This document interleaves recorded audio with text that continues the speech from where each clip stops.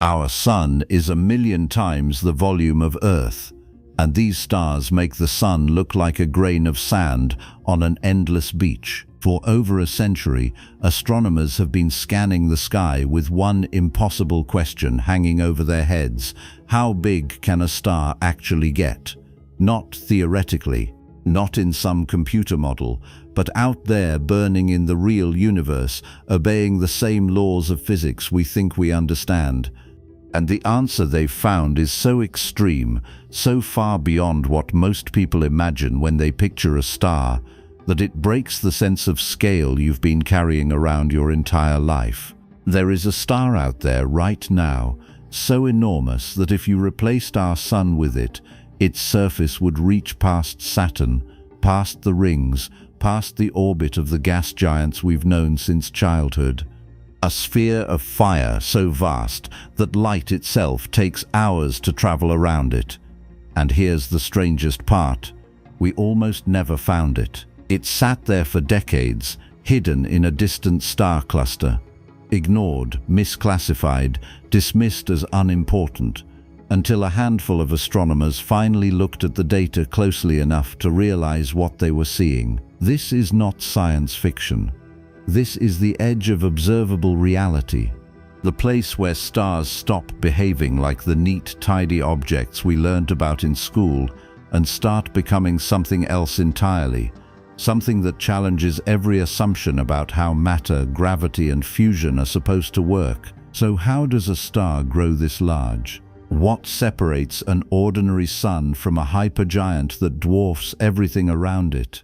And why, in an age when we can measure galaxies billions of light years away, did it take us this long to find the biggest star in our own galaxy? This is that story.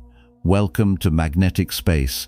If you're new here, please subscribe. We make these documentaries every day, and honestly, we'd love to have you along for the ride. Before we begin, tell us in the comments where you're watching from and what time it is there. Now settle in, this is going to be a good one. Our Sun is enormous. That's the impression most of us carry around without thinking too hard about it.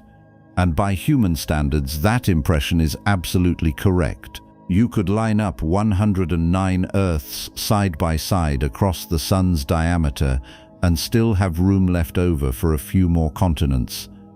The thing is, 864,000 miles wide. If you somehow hollowed it out like a cosmic jack-o'-lantern, you could stuff roughly 3 million Earths inside the empty shell before you ran out of space. That's not a metaphor, that's geometry. 3 million planets the size of ours fitting inside a single star. The mass is even more absurd. The Sun contains 86% of all the mass in the solar system. Everything else, Jupiter, Saturn, all the other planets, every moon, every asteroid, every comet drifting through the Kuiper belt, all of it combined barely registers as a rounding error.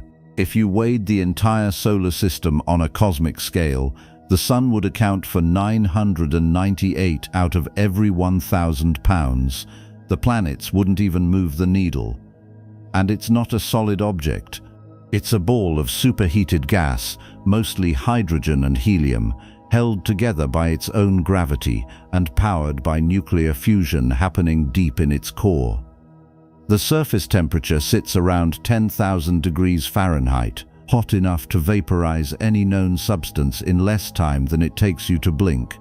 The core, where hydrogen atoms are being crushed together into helium under pressures we can barely simulate in a lab, runs at about 27 million degrees. That's not an estimate. That's a measurement derived from decades of observation and confirmed by the particles streaming out of the Sun's interior at nearly the speed of light. For all practical purposes, standing on Earth and looking up at the sky, the Sun is the definition of massive. It dominates our experience of the cosmos. It provides all the heat, all the light, all the energy that makes life on this planet possible. Without it, Earth would be a frozen rock drifting through the void at -400 degrees, lifeless, silent, and invisible. So yes, the Sun is big, except when you start comparing it to other stars. The Sun stops being big and starts being embarrassingly average. And once you meet the real giants of the stellar neighborhood, the Sun doesn't just shrink, it vanishes. Astronomers classify stars by their size, temperature, and luminosity. Our Sun falls into a category called G-type main sequence stars, also known as yellow dwarfs. The name is a bit misleading because yellow dwarfs aren't actually yellow, they emit white light. And they're not exactly dwarfs either, at least not compared to the smallest stars in the universe. But in the grand taxonomy of stellar objects, the label stuck. A yellow dwarf is a star in the middle of its life, burning hydrogen in its core, stable, predictable, and thoroughly unremarkable. Main sequence stars, the category our Sun belongs to, range in size from about 1/10 the Sun's diameter to roughly 10 times larger. Red dwarfs sit at the small end. They're dim, cool, and incredibly long-lived. Some of them will burn for trillions of years, far longer than the current age of the universe. At the other end, you have massive blue stars that burn so hot and so fast they exhaust their fuel in a few million years before exploding as supernovae. The Sun sits comfortably in the middle, not too hot, not too cool, not too big, not too small. It's been fusing hydrogen into helium for about 4-6 billion years, and it has enough fuel left to keep doing that for another 5 billion or so. Eventually, it will swell into a red giant, swallow Mercury and Venus and possibly Earth, then collapse into a white dwarf and fade into darkness over trillions of years. Standard stellar evolution, nothing unusual, but main sequence stars are only part of the story. Once a star exhausts the hydrogen in its core, it leaves the main sequence and enters a new phase of life. What happens next depends almost entirely on how massive the star was to begin with. Low-mass stars like the Sun puff up into red giants, shed their outer layers and die quietly. High-mass stars do something far more dramatic. They swell into red supergiants. This is where the scale starts to break. A red supergiant is a star that has burned through the hydrogen in its core and moved on to fusing helium, then carbon, then heavier and heavier elements in a desperate attempt to stay alive. The outer layers of the star expand outward, sometimes by hundreds of millions of miles, while the core contracts and heats up. The result is a star with a relatively cool surface temperature, which gives it a reddish hue, but an absolutely enormous physical size. Some red supergiants are 25 times wider than the Sun, others are 100 times wider, a few are more than 1,000 times wider. If you placed one of these stars where the Sun is right now, its surface would extend past the orbit of Mars, in some cases past the orbit of Jupiter. You would not see it as a distant point of light in the sky. You would be inside it. And then there are the hypergiants. These are stars so massive and so bloated that they sit at the absolute edge of what stellar physics allows. They burn through their fuel at a catastrophic rate, losing mass in violent stellar winds, flickering and pulsating as their outer layers struggle to stay bound to the core. Most hypergiants don't last more than a few million years before they explode or collapse. They are not stable. They are not predictable. They are cosmic accidents, burning as bright as entire galaxies for a geological blink of an eye before vanishing forever. The largest hypergiant ever measured is roughly 1,420 times wider than the Sun. Think about that number for a second. Not 10 times wider, not 100 times wider, nearly 1,500 times wider. If you replaced the Sun with this star, light would take more than 8 hours to travel from one side of its surface to the other. Light, the fastest thing in the universe, 8 hours to cross a single star. For context, light takes about 8 minutes to travel from the Sun to Earth. That's 93 million miles. The distance from the Sun to Jupiter, the largest planet in the solar system, is about 484 million miles. Light covers that in roughly 43 minutes. The distance from the Sun to Neptune, the outermost planet, is about 2.8 billion miles. Light takes a little over 4 hours to get there. A hypergiant 1,420 times the diameter of the Sun would have a radius stretching well beyond the orbit of Jupiter. Its surface would be closer to Saturn. If you stood on Earth and somehow the Sun were instantly replaced with one of these monsters, you would not see a sun in the sky. You would see the sky itself glowing. The entire horizon, from every direction, would be filled with the dim red surface of a dying star. There would be no night. There would be no day in the way we understand it. Just a faint, unchanging twilight as the star's outer atmosphere drifted past the planet at thousands of miles per hour, stripping away the atmosphere, boiling the oceans, and incinerating the surface. But let's not get ahead of ourselves. We're still standing in our own solar system, still looking up at our average-sized Sun, still trying to wrap our heads around the idea that somewhere out there stars exist that make our Sun look like a grain of sand on a beach. To understand just how small the Sun really is in cosmic terms, you need to understand how astronomers measure stellar size. You can't just point a telescope at a distant star and see how wide it is. Even with the most powerful instruments we have, stars are so far away that they appear as single points of light. The only star we can actually resolve as a disk is the Sun, and that's only because we're sitting right next to it. Instead, astronomers use a combination of techniques. They measure the star's brightness, its temperature, and its distance. From those three pieces of information, they can calculate how large the star must be to produce the light we're detecting. If a star is incredibly bright but relatively cool, it must be enormous to compensate. A cool surface doesn't emit much energy per square meter, so the only way to produce that much total light is to have a truly massive surface area. They also use a method called interferometry, where multiple telescopes work together to simulate a single gigantic telescope with a much larger effective diameter. This allows astronomers to measure the angular size of the largest nearby stars directly. The results have been consistent across different methods.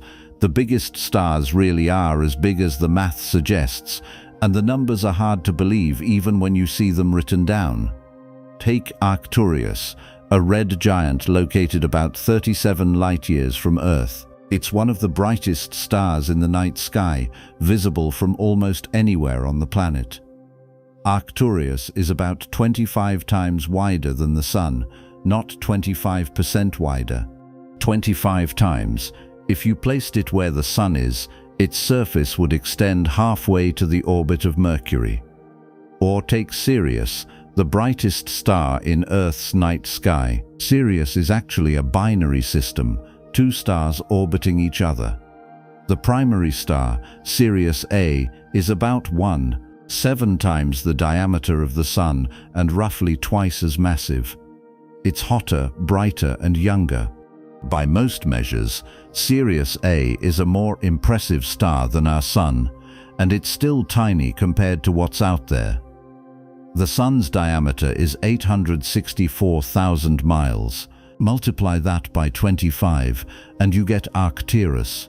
Multiply it by 100 and you start approaching the size of the largest red supergiants. Multiply it by 1,000 and you're in hypergiant territory, where the rules of stellar structure start bending under the sheer scale of what's happening. At that size, a star's gravity can barely hold itself together. The outer layers are so far from the core that they drift away into space, carried off by radiation pressure and stellar winds. The core is frantically fusing heavier and heavier elements, trying to generate enough outward pressure to keep the star from collapsing, and the whole structure is pulsating, expanding and contracting over periods of months or years as the star struggles to find equilibrium between the inward pull of gravity and the outward push of fusion. These stars are not stable, they are dying. And they are doing it on a scale that makes our sun look like a candle flame next to a forest fire. NASA's educational resources like to point out that the sun is average. They're not being modest, they're being precise. In a galaxy containing somewhere between 100 and 400 billion stars, the sun sits almost exactly in the middle of the pack, in terms of size, temperature and lifespan. There are stars far smaller, there are stars far larger, and the largest ones, the true cosmic behemoths, are so far beyond the sun in scale that comparing them feels less like astronomy and more like mythology.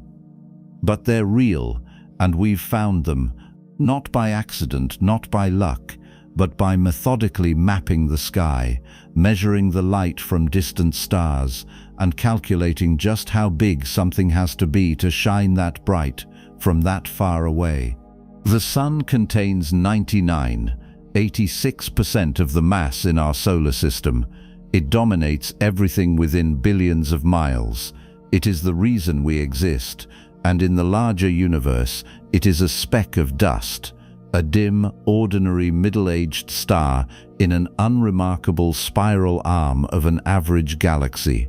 There are stars out there, right now, that would swallow our entire solar system and still have room left over. Stars so large that if you tried to fly past them at the speed of light, it would take you the better part of a day just to clear the diameter. Stars that burn brighter than entire galaxies, visible across distances so vast that their light takes millions of years to reach us, and we're about to meet them.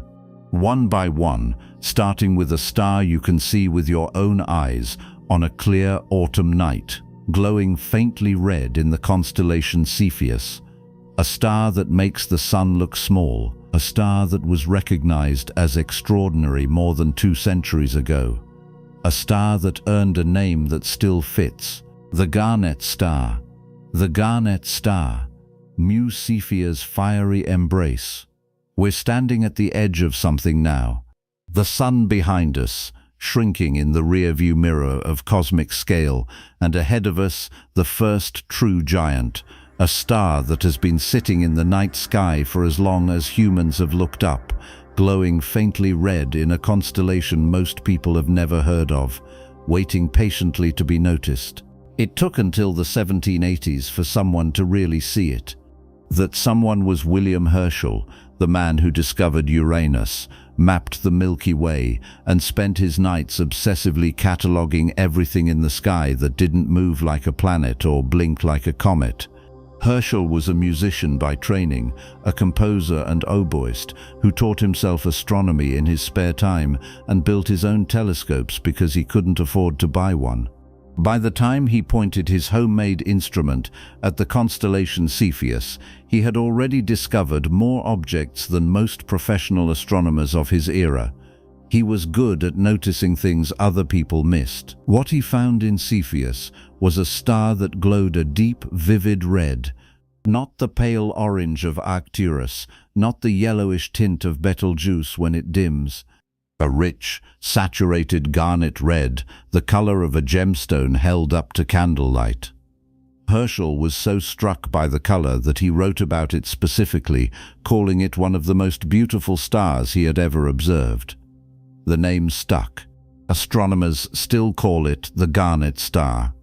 More than 2 centuries later, even though its official designation is Mu Cephei, the 12th brightest star in the constellation by traditional ranking. Cepheus itself is not a well-known constellation. It's a circumpolar pattern, meaning it never sets below the horizon if you're watching from the northern hemisphere, but it's also faint and awkwardly shaped, sitting near Cassiopeia and Draco in a relatively empty patch of sky.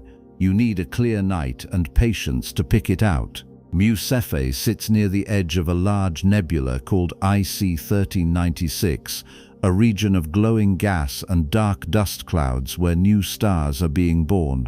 The garnet star itself is not being born, it's dying, and it's doing it on a scale that makes the sun look like a birthday candle. The first thing you notice if you manage to find Mu Cephei in the sky is that it's not always the same brightness. Sometimes it glows at magnitude 3, 4, bright enough to see easily with the naked eye even from a moderately light-polluted city. Other times it fades to magnitude 5, 1, right at the edge of visibility, requiring dark skies and a bit of effort to locate. This variability is not random. The star pulses on a semi-regular cycle, brightening and dimming over a period of about 860 days, roughly 2.5 years. The pulsation is driven by instabilities deep inside the star's structure, where the outer layers expand and contract as the core struggles to maintain equilibrium. It's a symptom of a star that has lost control of its own physics. The color is the second thing you notice, and it's what makes Mu Cephei memorable, even if you've never looked at it through a telescope. Most stars appear white or pale yellow to the naked eye.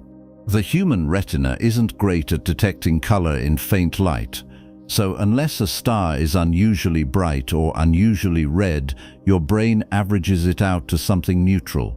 Mu Cephei is red enough to override that.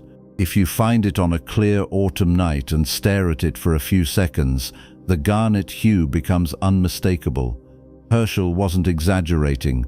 The star really does look like a gemstone floating in the dark. That color is telling you something important.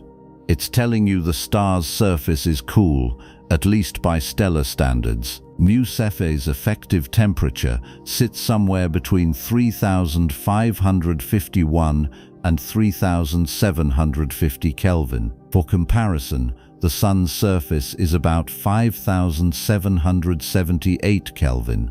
The difference sounds small, but in stellar physics, a couple thousand degrees changes everything.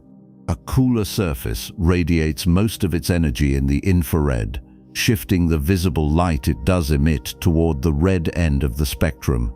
The result is a star that glows like a dying ember, faint in visible light but extraordinarily bright when you account for the infrared radiation pouring off its surface. And then there's the size. This is where Mu Cephei stops being interesting and starts being incomprehensible. The star's radius has been measured using multiple techniques, including interferometry, spectroscopy, and brightness modeling. The estimates vary depending on which study you trust, but the consensus range falls between 1,000 and 1,650 times the radius of the Sun. Most sources cite a value around 1,260 to 1,500 solar radii as the best estimate. Let's use 1,500 for simplicity. If you replaced the Sun with Mu Cephei, the star's surface would extend past the orbit of Mars. Some estimates place it near the orbit of Jupiter. You would not be looking up at a star in the sky. You would be inside it, drifting through the outermost layers of its bloated atmosphere as the planet slowly spiraled inward toward the core. Mars orbits the Sun at an average distance of about 142 million miles. Jupiter orbits at 484 million miles. If Mu Cephei's radius is 1,500 times the Sun's, that translates to roughly 648 million miles across the diameter. Light traveling at 186,000 miles per second would take about 58 minutes to cross from one side of the star to the other. You could fit 26 billion Earths inside the volume of Mu Cephei before you ran out of space. That number doesn't mean much until you try to visualize it. Imagine taking Earth, the entire planet, and shrinking it down to the size of a marble. Then imagine filling a sphere the size of Mu Cephei with those marbles, packed edge to edge with no gaps. You would need 26 billion of them. That's more marbles than there are people on Earth. That's more marbles than the number of seconds in 40 years. And each one of those marbles is a planet the size of the one you're standing on right now.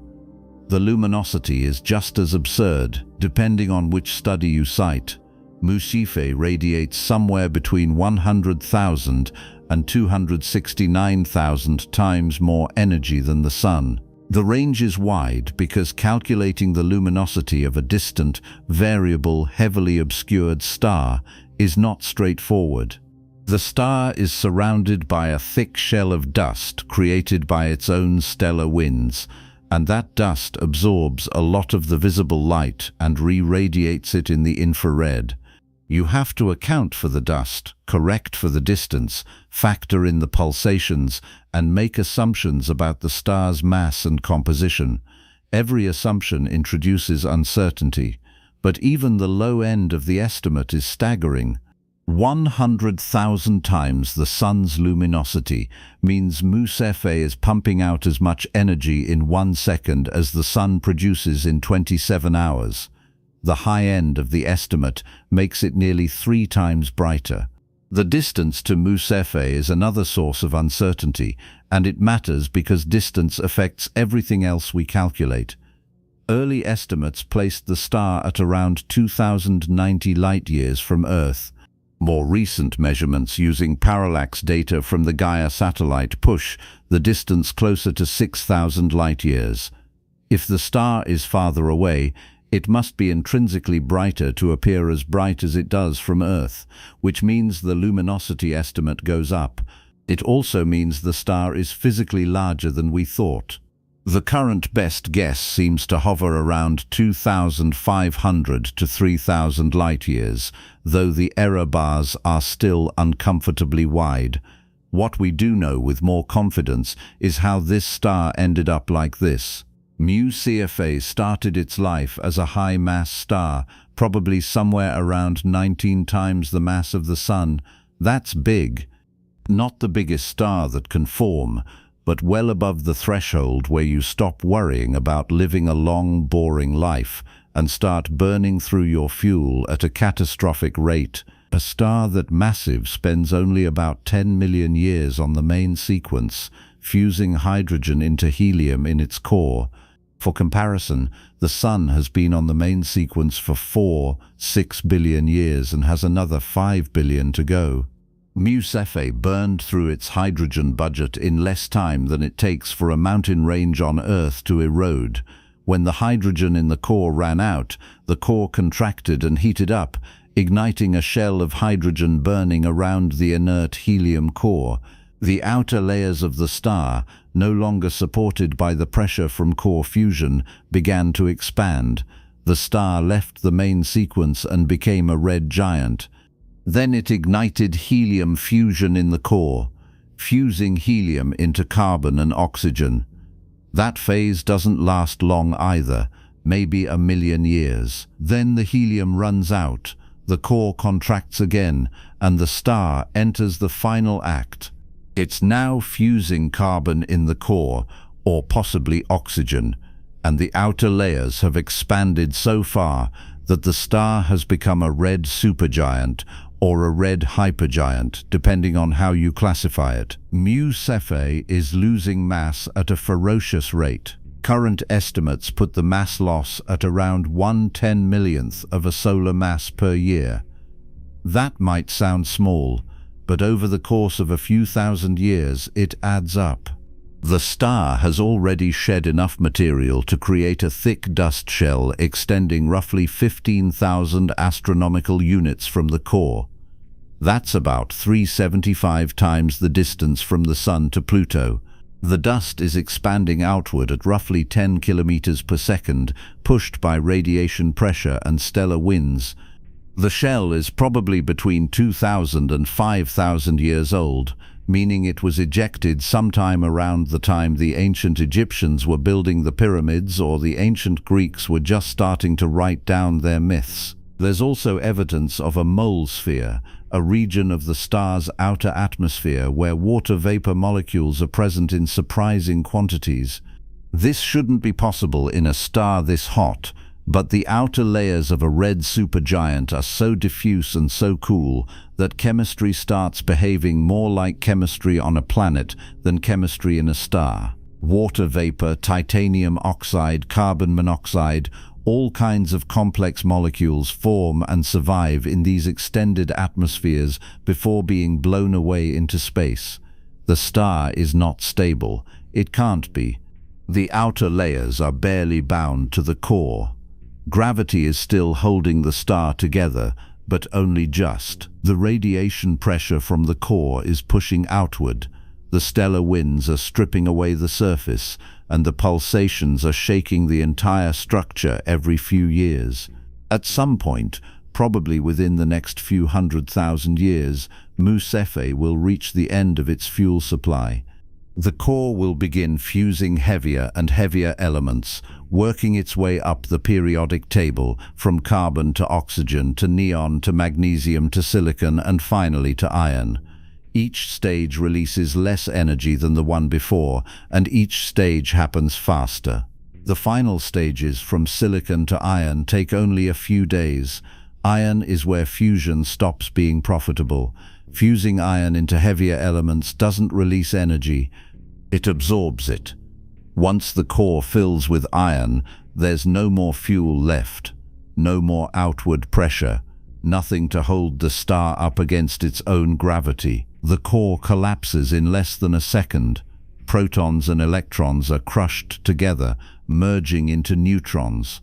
The collapse halts when the core reaches neutron degeneracy pressure, the point where quantum mechanics says the neutrons physically cannot be compressed any further. The infalling material rebounds off the core and explodes outward in a supernova, one of the most violent events in the universe. For a brief few weeks, Mu Cephei will shine brighter than every other star in its galaxy combined. The explosion will be visible from Earth in broad daylight, assuming anyone is around to see it, and assuming it hasn't happened already. Light from Mu Cephei takes at least 2,500 years to reach us. If the star exploded tomorrow, we wouldn't know for another 2,500 years. If it exploded 2,499 years ago, we'll find out next year. The supernova could already be on its way, a wave front of light racing toward Earth at 186,000 miles per second, carrying the final image of a star that died millennia ago, while ancient civilizations were just learning to smelt bronze. What's left after the explosion depends on the mass of the core. If the core is below about 3 solar masses, it will settle into a neutron star, a ball of neutrons roughly 30 kilometers across, spinning at hundreds of rotations per second and radiating beams of radiation from its magnetic poles. If the core is above 3 solar masses, even neutron degeneracy pressure won't be enough to stop the collapse. The core will keep contracting past the point where atoms can exist, past the point where quantum mechanics can help, all the way down to a singularity, a black hole. Either way, the star is gone. The garnet glow is gone. The massive bloated envelope drifting lazily through space is gone. All that remains is a remnant, a cosmic tombstone marking the place where one of the largest stars in the galaxy used to be. Astronomers used to classify Mu Cephei as the prototype of a class called Mu Cephei variables, semi-regular pulsating stars with periods longer than a year. The classification is obsolete now, folded into the broader category of SRC variables, but the name reflects how unique the star seemed when it was first studied in detail. In 1943, the spectral type M2IAE was defined using Mu Cephei as the standard reference, meaning every other star classified as M2IAE is being compared to this one. It's the benchmark, the definition of what a cool, luminous, massive, evolved star looks like. No planets have been detected around Mu Cephei. That's not surprising. Any planets that formed in the star's early days would have been incinerated or ejected when the star expanded into a red supergiant. The habitable zone, the region where liquid water could exist on a planet's surface, would have migrated outward by billions of miles as the star's luminosity increased. If there were planets in stable orbits far enough out to survive the expansion, they'd be frozen, irradiated worlds baking under the dim red glow of a dying star. There are other stars in the same class: NML Cygni, VY Canis Majoris, Wyoming Canis Majoris. All of them red supergiants or hypergiants, all of them among the largest stars known, all of them burning through their final reserves of fuel and shedding mass into space at rates that would empty the sun in a few million years. Mu Cephei is not unique. It's just one example of a type of object that shouldn't be able to exist for long and doesn't. These stars represent a brief, unstable phase of stellar evolution, a moment when gravity and radiation pressure are locked in a stalemate that can't last, a moment when a star swells to a size so absurd that light takes most of an hour to cross it.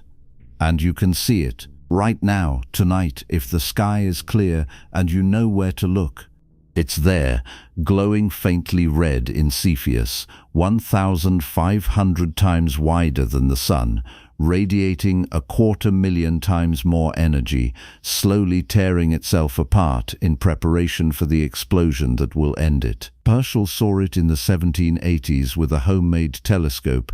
You can see it with your eyes, but it's not the only one, and it's not the most famous. There's another red supergiant, older, brighter, closer, and far more embedded in human mythology. A star that has been known since ancient times, not as a curiosity, but as a rival. A star that sits in the heart of the Scorpion, glowing like a warning. A star the Greeks called Antares, the equal of Mars, the anti-Aries. A star we've been watching for thousands of years, wondering what it is and what it will become. Antares. The ancient rival's glowing majesty. Antares. The ancient rival's glowing majesty.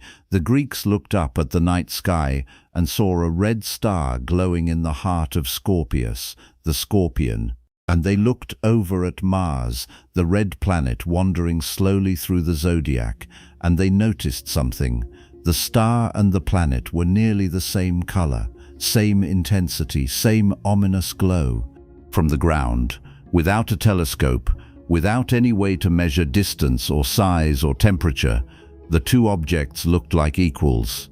The Greeks, never ones to let a good rivalry go to waste, gave the star a name that translates roughly to the rival of Mars. In Greek, that's Antares, anti-Ares, the thing that stands against Ares, the god of war, the thing that dares to match him. This was not a casual observation. In ancient astronomy, Mars was significant. It moved against the background stars in strange looping patterns, brightening and dimming on an unpredictable schedule, glowing red like blood or rust. It was associated with conflict, violence, and disruption. To see a star that looked almost identical to Mars, sitting in one of the most prominent constellations visible from the Mediterranean, was to see a cosmic standoff. Two red lights, one wandering, one fixed, locked in an eternal staring contest. The name stuck. More than 2,000 years later, we still call it Antares, even though we now know the comparison is absurd. Mars is a planet, a small, cold, rocky world with a diameter of about 4,200 miles, no atmosphere worth mentioning, and a surface covered in iron oxide dust that gives it the red color ancient observers noticed. Antares is a star, a red supergiant more than 680 times wider than the Sun, radiating somewhere between 75,000 and 100,000 times more energy, hot enough to vaporize any known substance, and sitting roughly 550 light-years from Earth. The two objects have nothing in common except the color, and even that is misleading, because the red you see when you look at Mars is reflected sunlight bouncing off rust. The red you see when you look at Antares is thermal radiation from a star so enormous that if you placed it where the Sun is right now, its surface would extend past the orbit of Mars and possibly reach Jupiter. Let that sink in for a second. The planet Mars, the thing the Greeks thought this star rivaled, would be inside the star. Mars orbits the Sun at an average distance of about 142 million miles. Antares has a radius estimated at somewhere between 680 and 700 times the radius of the Sun. The Sun's radius is about 432,000 miles. Multiply that by 680 and you get roughly 294 million miles. That's the radius, not the diameter. The full width of the star, from one side to the other, would be around 588 million miles. Mars would not be a rival. Mars would be a speck of ash drifting through the outer layers of Antares, vaporized within seconds of crossing into the star's extended atmosphere. Antares sits in the constellation Scorpius, which is one of the few constellations that actually looks like the thing it's named after. If you're watching from the southern hemisphere or the southern United States during summer, Scorpius is hard to miss. It curves across the sky in a long arc, tail and stinger included, with Antares marking the heart of the Scorpion. The star is bright, ranking as the 15th brightest object in the night sky, not counting the Sun or the Moon. Its apparent magnitude varies between about 0, 6 and 1. 6 depending on where it is in its pulsation cycle, but even at its dimmest, it's still prominent. You don't need a telescope. You don't need a star chart. If you know where Scorpius is, you can find Antares just by looking for the brightest red star in that part of the sky. What you're seeing when you look at Antares is light that left the star sometime around the year 1474, give or take a few decades depending on the exact distance. That's roughly the time Christopher Columbus was planning his first voyage to the Americas. The light took 550 years to cross the void between that star and your eyeball. It's old light, and it's telling you a story about a star that may no longer exist in the form you're seeing it. Antares could have exploded as a supernova at some point in the last 5 centuries, and we wouldn't know yet. The explosion, if it happened, is still in transit, racing toward Earth at the speed of light, but not here yet. For all we know, the star is already gone, and we're looking at a ghost. But let's assume it's still there. Let's assume the star we're seeing tonight is the star as it exists right now, modulo the 550-year light travel delay. What exactly are we looking at? Antares is classified as a red supergiant with a spectral type of M1, 5 Iab Ab. The M means it's cool, at least by stellar standards. The surface temperature sits around 3,660 Kelvin. For comparison, the Sun's surface is about 5,772 Kelvin. The difference doesn't sound dramatic until you realize that in stellar physics, a couple thousand degrees completely changes the star's appearance. A hotter star emits most of its light in the visible spectrum. A cooler star shifts most of its output into the infrared. Antares is cool enough that a huge fraction of its energy is invisible to human eyes.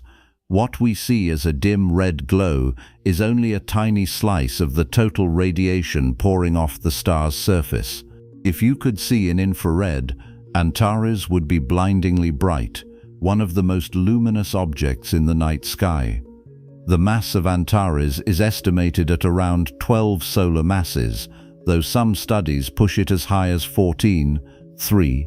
That might sound modest compared to the most massive stars known, which can weigh 100 or even 200 solar masses, but remember, this star didn't start at 12 solar masses, it started much heavier.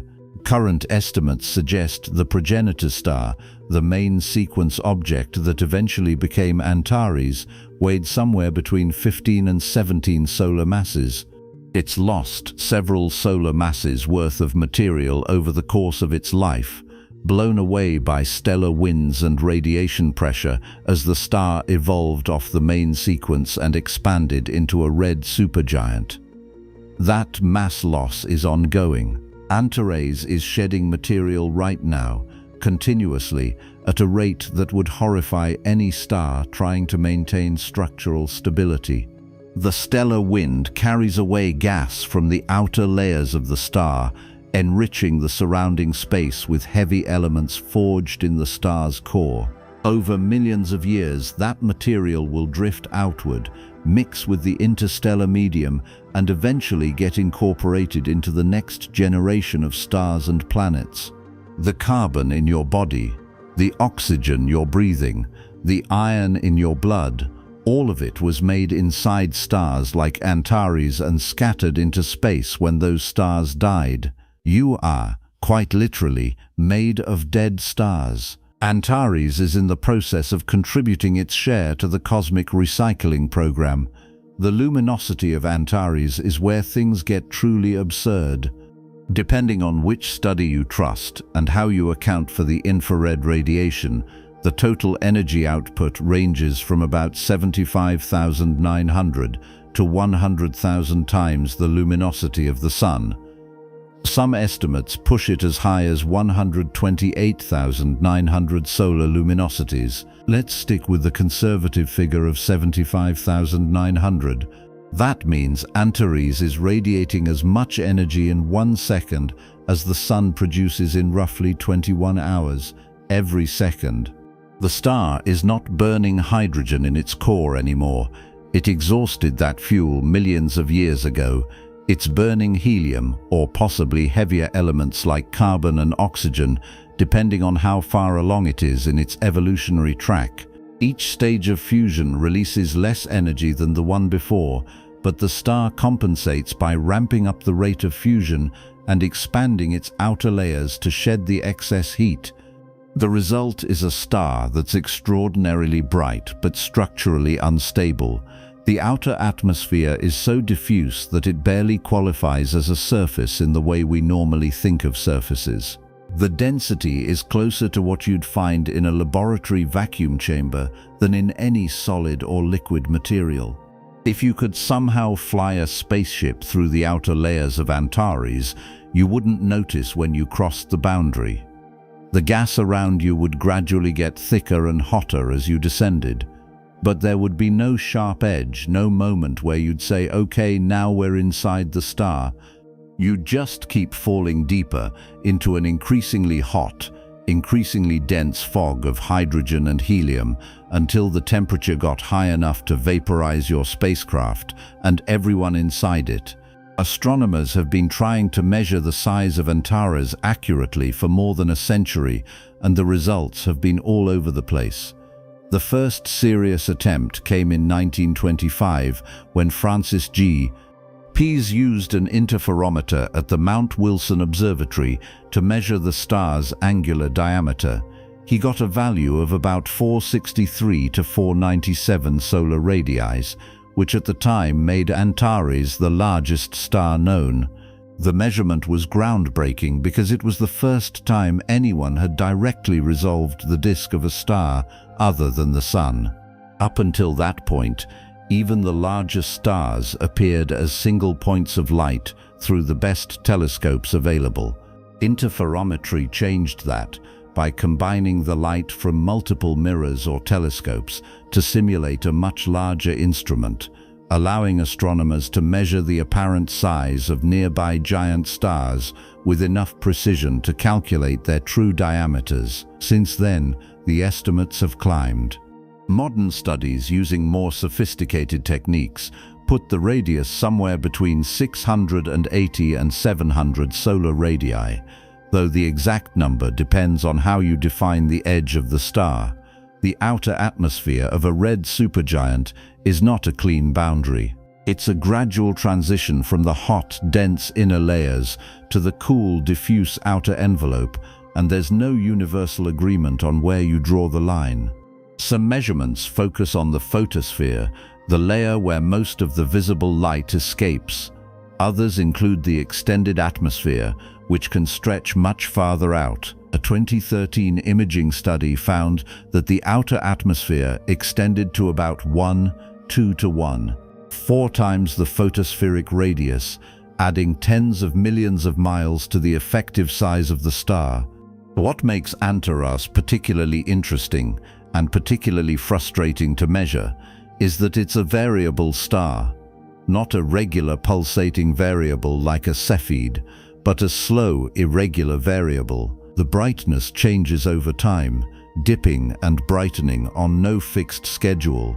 The surface temperature fluctuates, the radius expands and contracts. The whole structure is in a state of barely controlled chaos, driven by instabilities deep inside the star where fusion is happening in shells around an inert core. That variability makes it difficult to pin down a single number for the star's size or luminosity. You're not measuring a static object. You're measuring a dynamic, evolving system that's different every time you look at it. Antares is also a binary system, though the companion star is so much fainter that it's almost irrelevant to the overall picture. The companion Antares B is a B-type main sequence star with a spectral type around B25V. It's hotter than the Sun, bluer and more massive, but it's completely outshone by the red supergiant primary. The two stars orbit each other at a separation of about 529 astronomical units, which translates to roughly 49 billion miles. That's more than 10 times the distance from the Sun to Pluto. At that distance, the gravitational influence between the two stars is weak, and the companion doesn't seem to have much effect on the evolution of the red supergiant. It's just along for the ride, orbiting quietly in the shadow of its vastly more luminous partner. The companion was discovered in 1847 by Johann Georg Friedrich von Madler, a German astronomer who was systematically cataloguing double stars. Detecting it was a technical challenge because Antares A is so much brighter that the glare makes it nearly impossible to see anything nearby. You need excellent atmospheric conditions, a telescope with enough resolving power to separate the two stars, and a bit of luck. Even today, with modern instruments, observing Antares B requires careful planning and image processing to subtract the overwhelming light from the primary star. What the ancient Greeks saw when they looked at Antares was a single red point of light, indistinguishable from Mars to the naked eye. What we see when we point a modern telescope at it is a complex system, a bloated red supergiant losing mass through a powerful stellar wind, surrounded by a diffuse envelope of gas and dust, orbited by a smaller but still respectable main sequence star, all of it sitting at a distance of 550 light-years, glowing with the combined output of 75,000 suns. The Greeks had no idea, they couldn't have.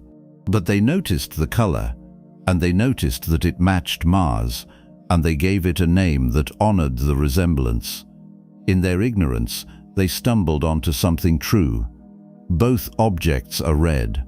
Both objects stand out. And in the grand scale of the universe, both objects are utterly insignificant specks.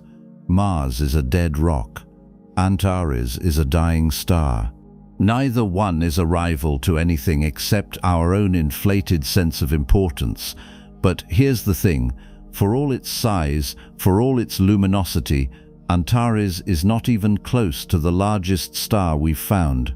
It's big, it's bright, it's been known to humanity for thousands of years, which gives it a kind of historical weight that newer discoveries don't have. But in the race for cosmic supremacy, Antares doesn't even make the top 5. The radius of 680 to 700 solar radii is impressive, but there are stars out there with radii exceeding 1,000 solar radii, stars that would make Antares look small by comparison. Stars that we didn't even know existed until the last few decades because they're so far away and so heavily obscured by dust that they barely registered in visible light surveys. One of those stars sat in the constellation Canis Major for centuries, glowing faintly red, ignored by almost everyone who looked at it. No ancient mythology, no dramatic name. Just a designation in a catalogue, notable only to a handful of professional astronomers who bothered to measure it. And when they did measure it, when they finally figured out how far away it was and how much light it was actually producing, the numbers came back wrong. Too big, too bright, too far outside the expected range for a normal star. For a brief period in the late 20th and early 21st centuries, this star held the title of the largest known object in the universe. Not the most massive, not the brightest, the largest, the biggest physical object humanity had ever confirmed. A star so enormous that if you tried to comprehend its scale, your brain would give up halfway through the calculation and suggest you go do something easier, like count grains of sand on a beach. That star is VY Canis Majoris, and it used to be the king. VY Canis Majoris, the former king's reign for a brief period, from the late 1990s until sometime in the mid-2010s, VY Canis Majoris held the title of the largest known star in the universe. Not the brightest, not the most massive, the largest, the biggest physical object humanity had ever measured. A star so enormous that the numbers describing it stopped feeling like measurements and started feeling like typos. And then better instruments came along. Better measurements, better understanding of how to interpret the fuzzy, obscured, infrared-soaked data coming from objects like this. And the title slipped away.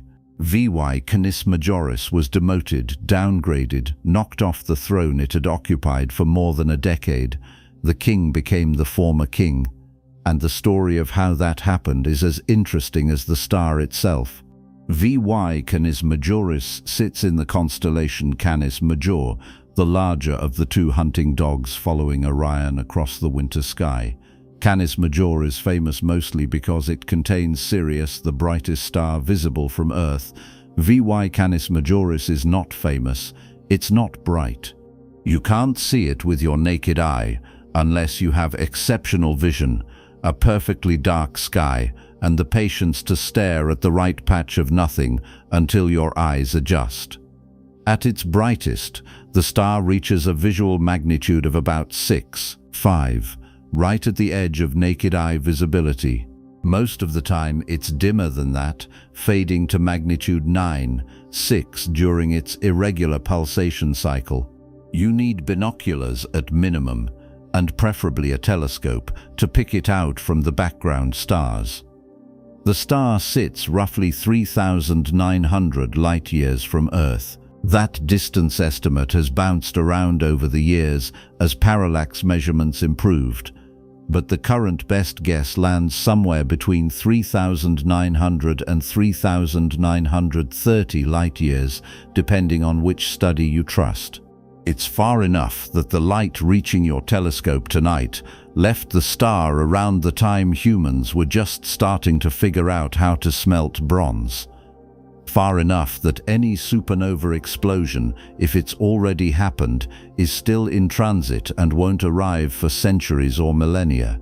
The first person to catalogue VY Canis Majoris was a French astronomer named Jérôme Lalande, who noted it on March 7, 1801, as a 7th magnitude object.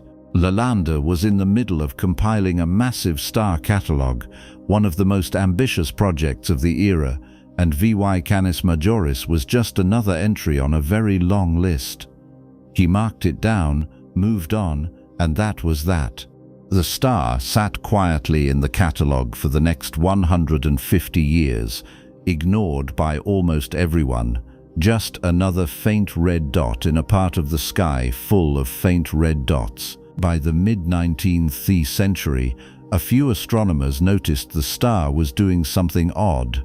It was surrounded by faint nebula patches, little glowing clouds that seemed to be attached to or near the star itself.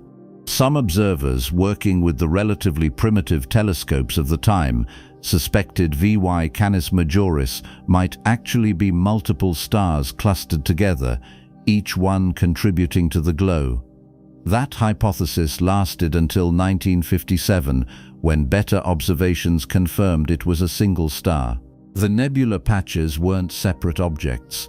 They were part of the star's extended atmosphere or debris field, material that had been shed by the star itself over thousands of years and was now drifting outward into space, glowing faintly from the radiation still leaking out of the core. The real breakthrough came in 1998, when astronomers finally imaged the star directly with enough resolution to confirm, beyond any doubt, that this was one object, not several. And once they had that confirmation, they could start taking the measurements seriously, and the measurements were absurd. The radius of VY Canis Majoris, depending on which study you cite and how you account for the extended atmosphere and the mass loss envelope and the infrared excess and all the other complications that make these measurements a nightmare, falls somewhere between 1,420 and 2,000 solar radii. The most commonly cited figure is around 1,420. Let's use that. If you replaced the Sun with VY Canis Majoris, the star's surface would extend past the orbit of Jupiter. Some of the more aggressive estimates push the surface out near Saturn. You would not be living in a solar system anymore. You would be living inside a star. The diameter, from one side of the star to the other, comes out to roughly 2 billion kilometers. Light, traveling at 300,000 kilometers per second, would take about 6 hours to cross from one edge to the other. Not 6 minutes, not 6 seconds, 6 hours. For the fastest thing in the universe to cross a single object. Wrap your head around that for a second. A photon leaves the surface of VY Canis Majoris, travels in a straight line at the maximum speed allowed by physics, and 6 hours later, it finally clears the far side of the star and continues into open space. That's not a star, that's a region. The volume is even worse. If you could somehow hollow out VY Canis Majoris, you could fit roughly 3 billion suns inside the empty shell before you ran out of room. Not 3 million, 3 billion. You could take Betelgeuse, one of the most famous red supergiants in the sky, and fit about 8 copies of it inside VY Canis Majoris with space left over. You could take Antares, the star the Greeks thought rivaled Mars, and drop it into VY Canis Majoris, and it would rattle around like a marble in a gymnasium. And here's the thing that makes VY Canis Majoris particularly maddening for anyone trying to understand it. The star is not stable.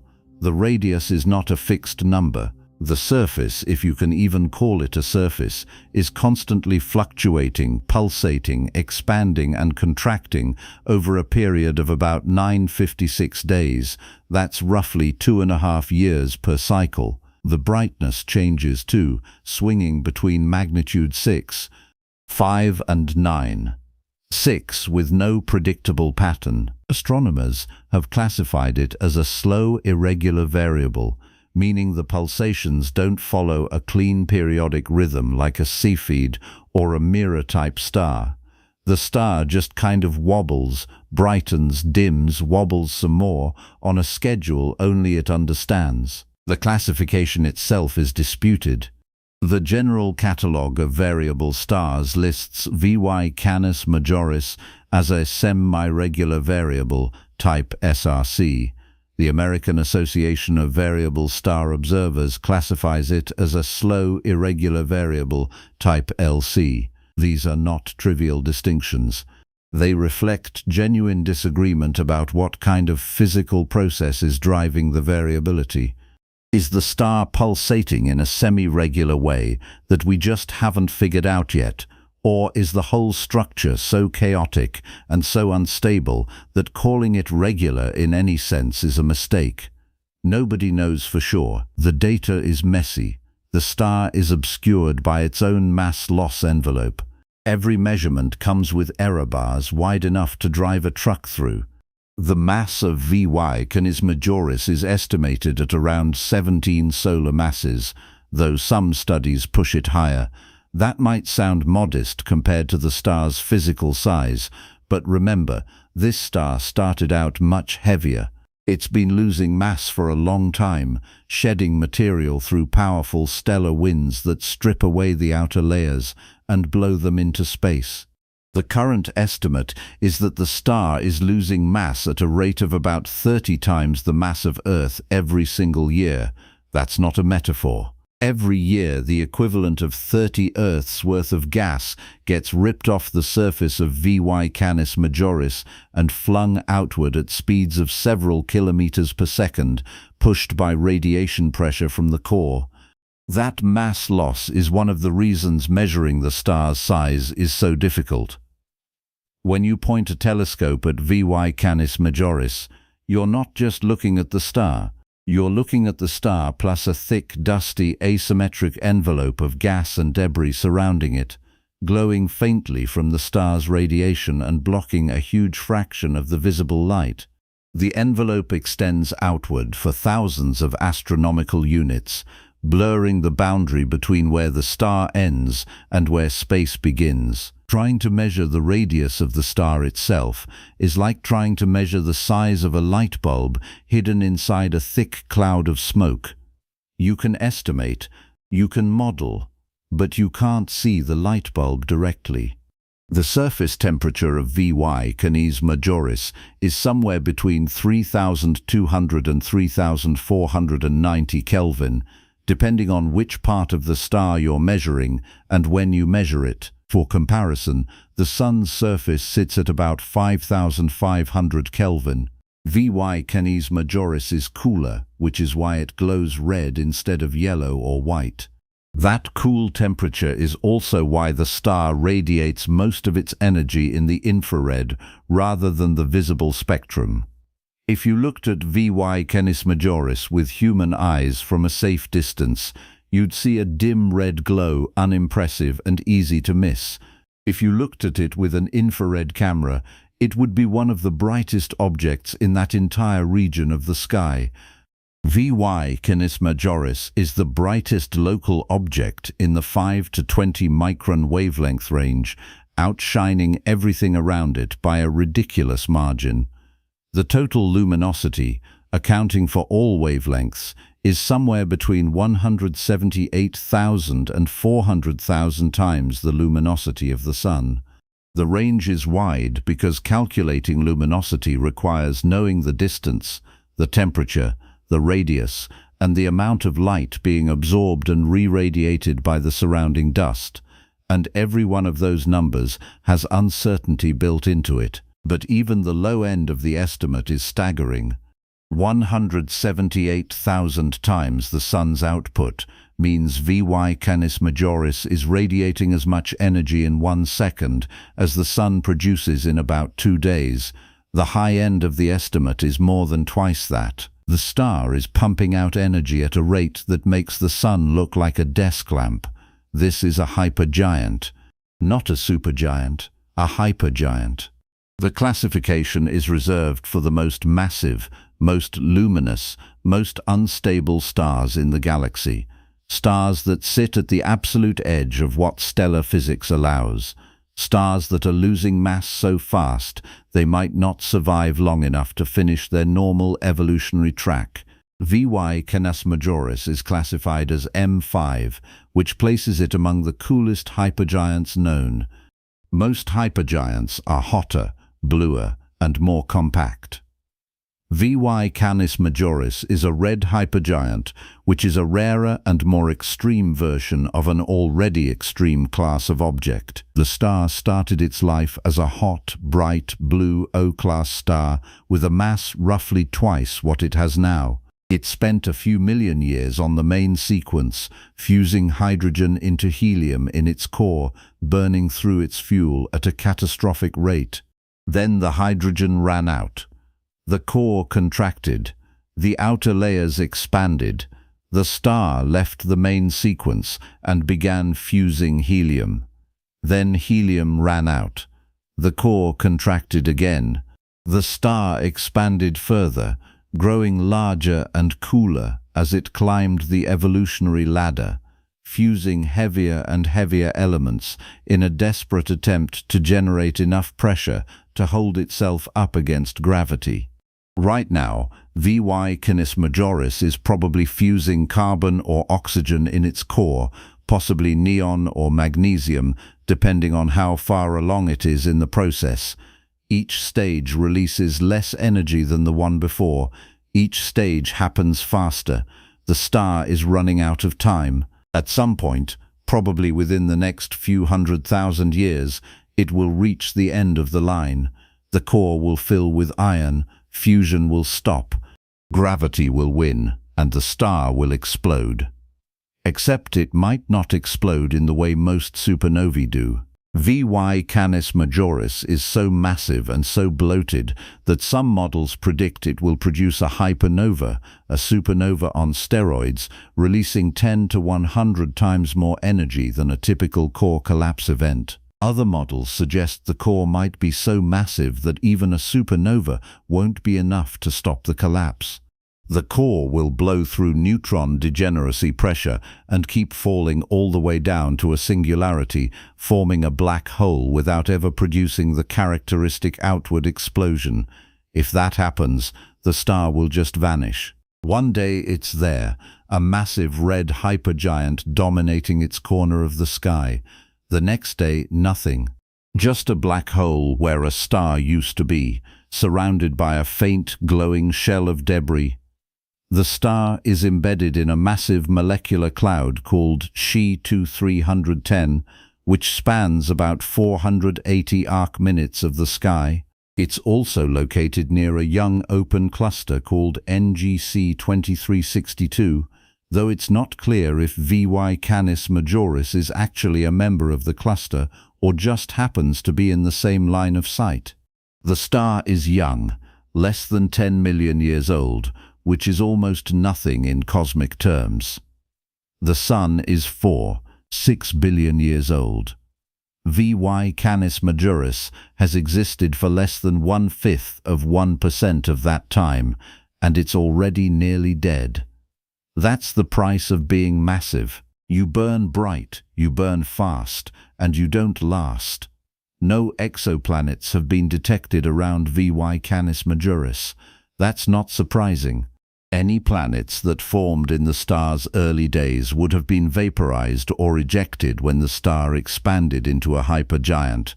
The habitable zone, the narrow band where liquid water could exist on a planet's surface, has migrated outward by billions of kilometers as the star's luminosity increased.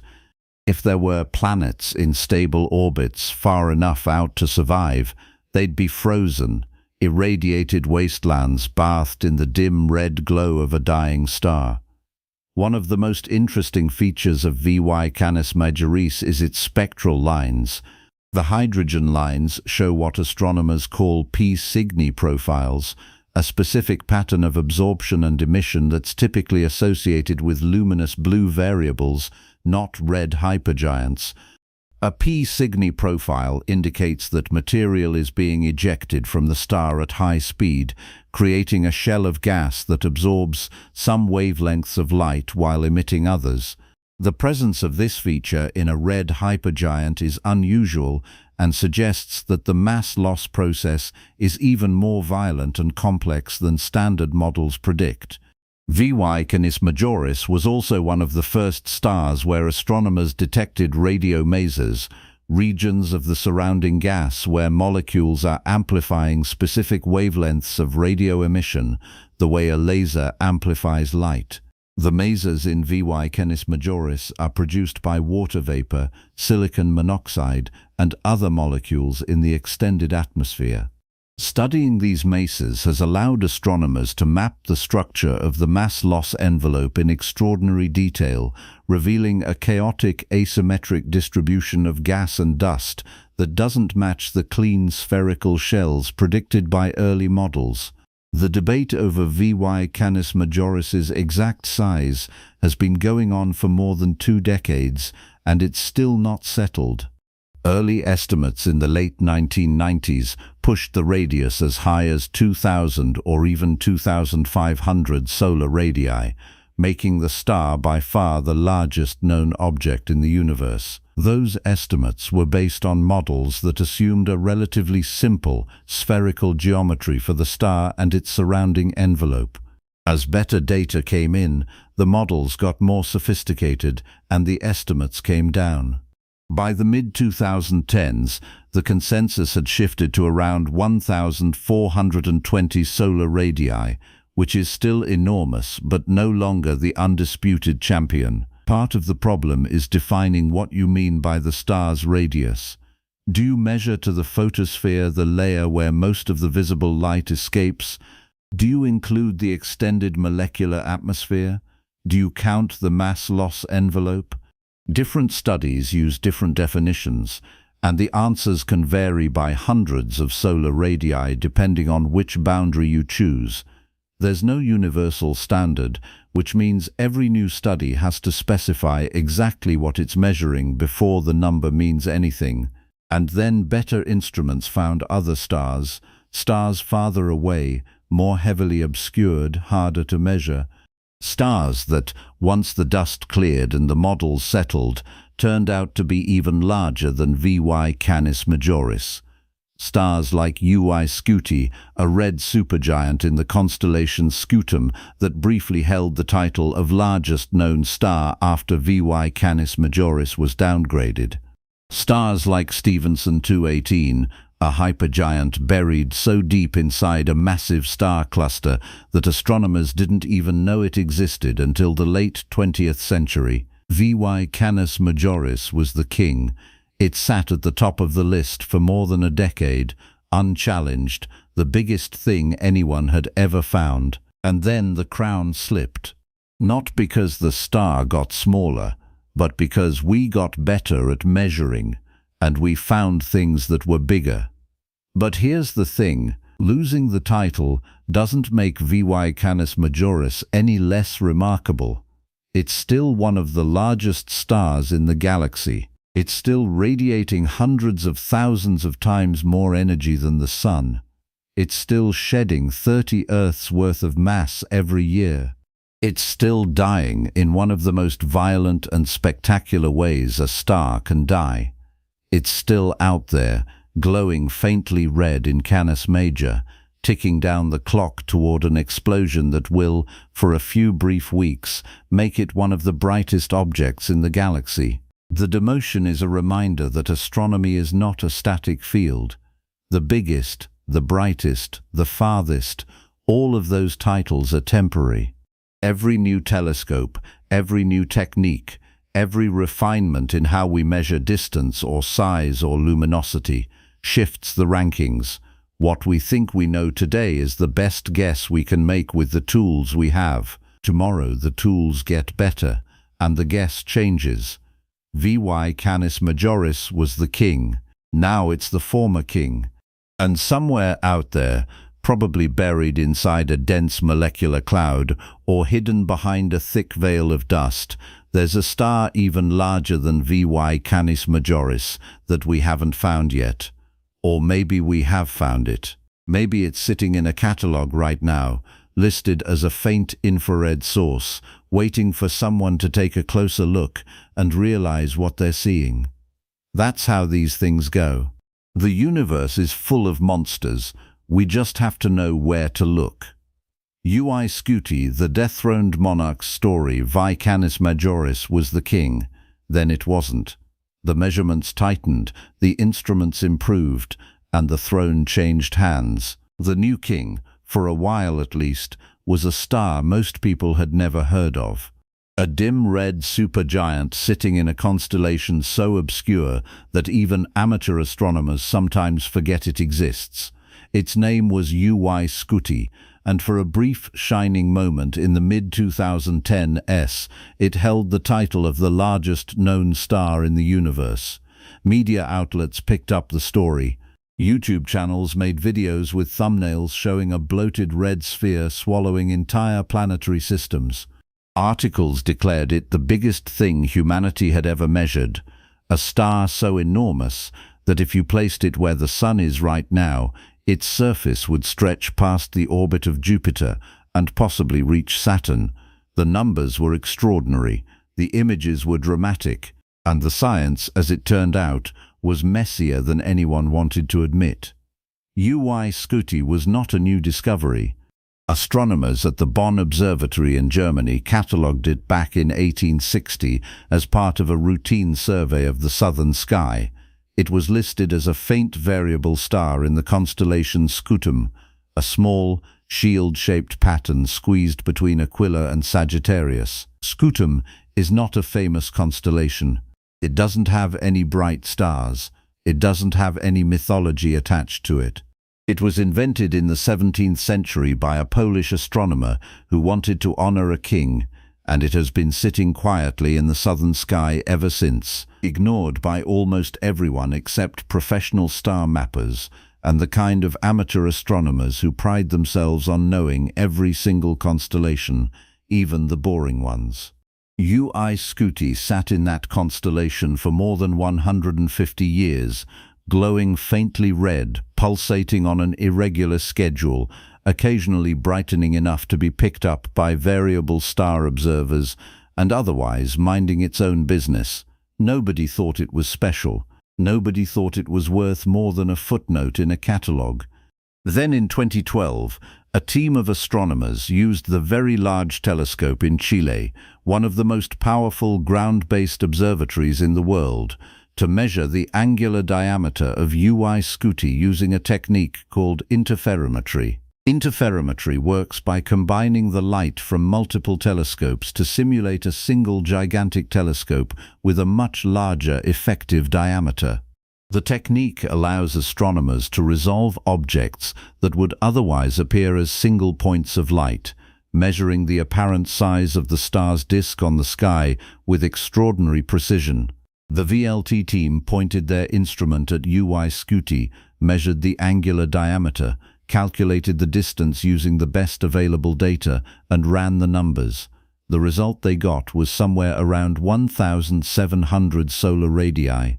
If that number held up, it would make Uy significantly larger than Vy Canis Majoris, not by a small margin, by hundreds of solar radii, enough to move it from contender to champion. The radius estimate of 1,700 times the Sun's radius translates to about 188 billion kilometers. That's the radius, not the diameter. The full width of the star, from one side to the other, comes out to roughly 376 billion kilometers. For context, the distance from the Sun to Jupiter is about 778 million kilometers. The distance from the Sun to Saturn is about 1.4 billion kilometers. If you placed Uy where the Sun is right now, the star's surface would engulf Mercury, Venus, Earth, Mars, the asteroid belt, and Jupiter. Depending on which part of the pulsation cycle the star was in, the surface might extend far enough to swallow Saturn too. That's not a solar system anymore. That's a single object occupying the space where an entire planetary system used to be. The volume is where the scale really breaks your brain. If you could hollow out Uy and fill it with suns, you would need roughly 5 billion of them before you ran out of space. Not 5 million, 5 billion. That's more than the number of people currently living on Earth. That's roughly the number of years the Sun has left before it exhausts its hydrogen fuel and begins expanding into a red giant. That's a number so large that trying to visualize it is pointless. You just have to accept it as a fact and move on. The mass of UY Scuti, by contrast, is not particularly impressive. Current estimates put it somewhere between 7 and 10 solar masses, depending on which model you trust and how much mass the star has already shed through stellar winds. That might sound contradictory. How can a star weigh only 7 to 10 times as much as the Sun, but be 1,700 times larger? The answer is density, or rather the lack of it.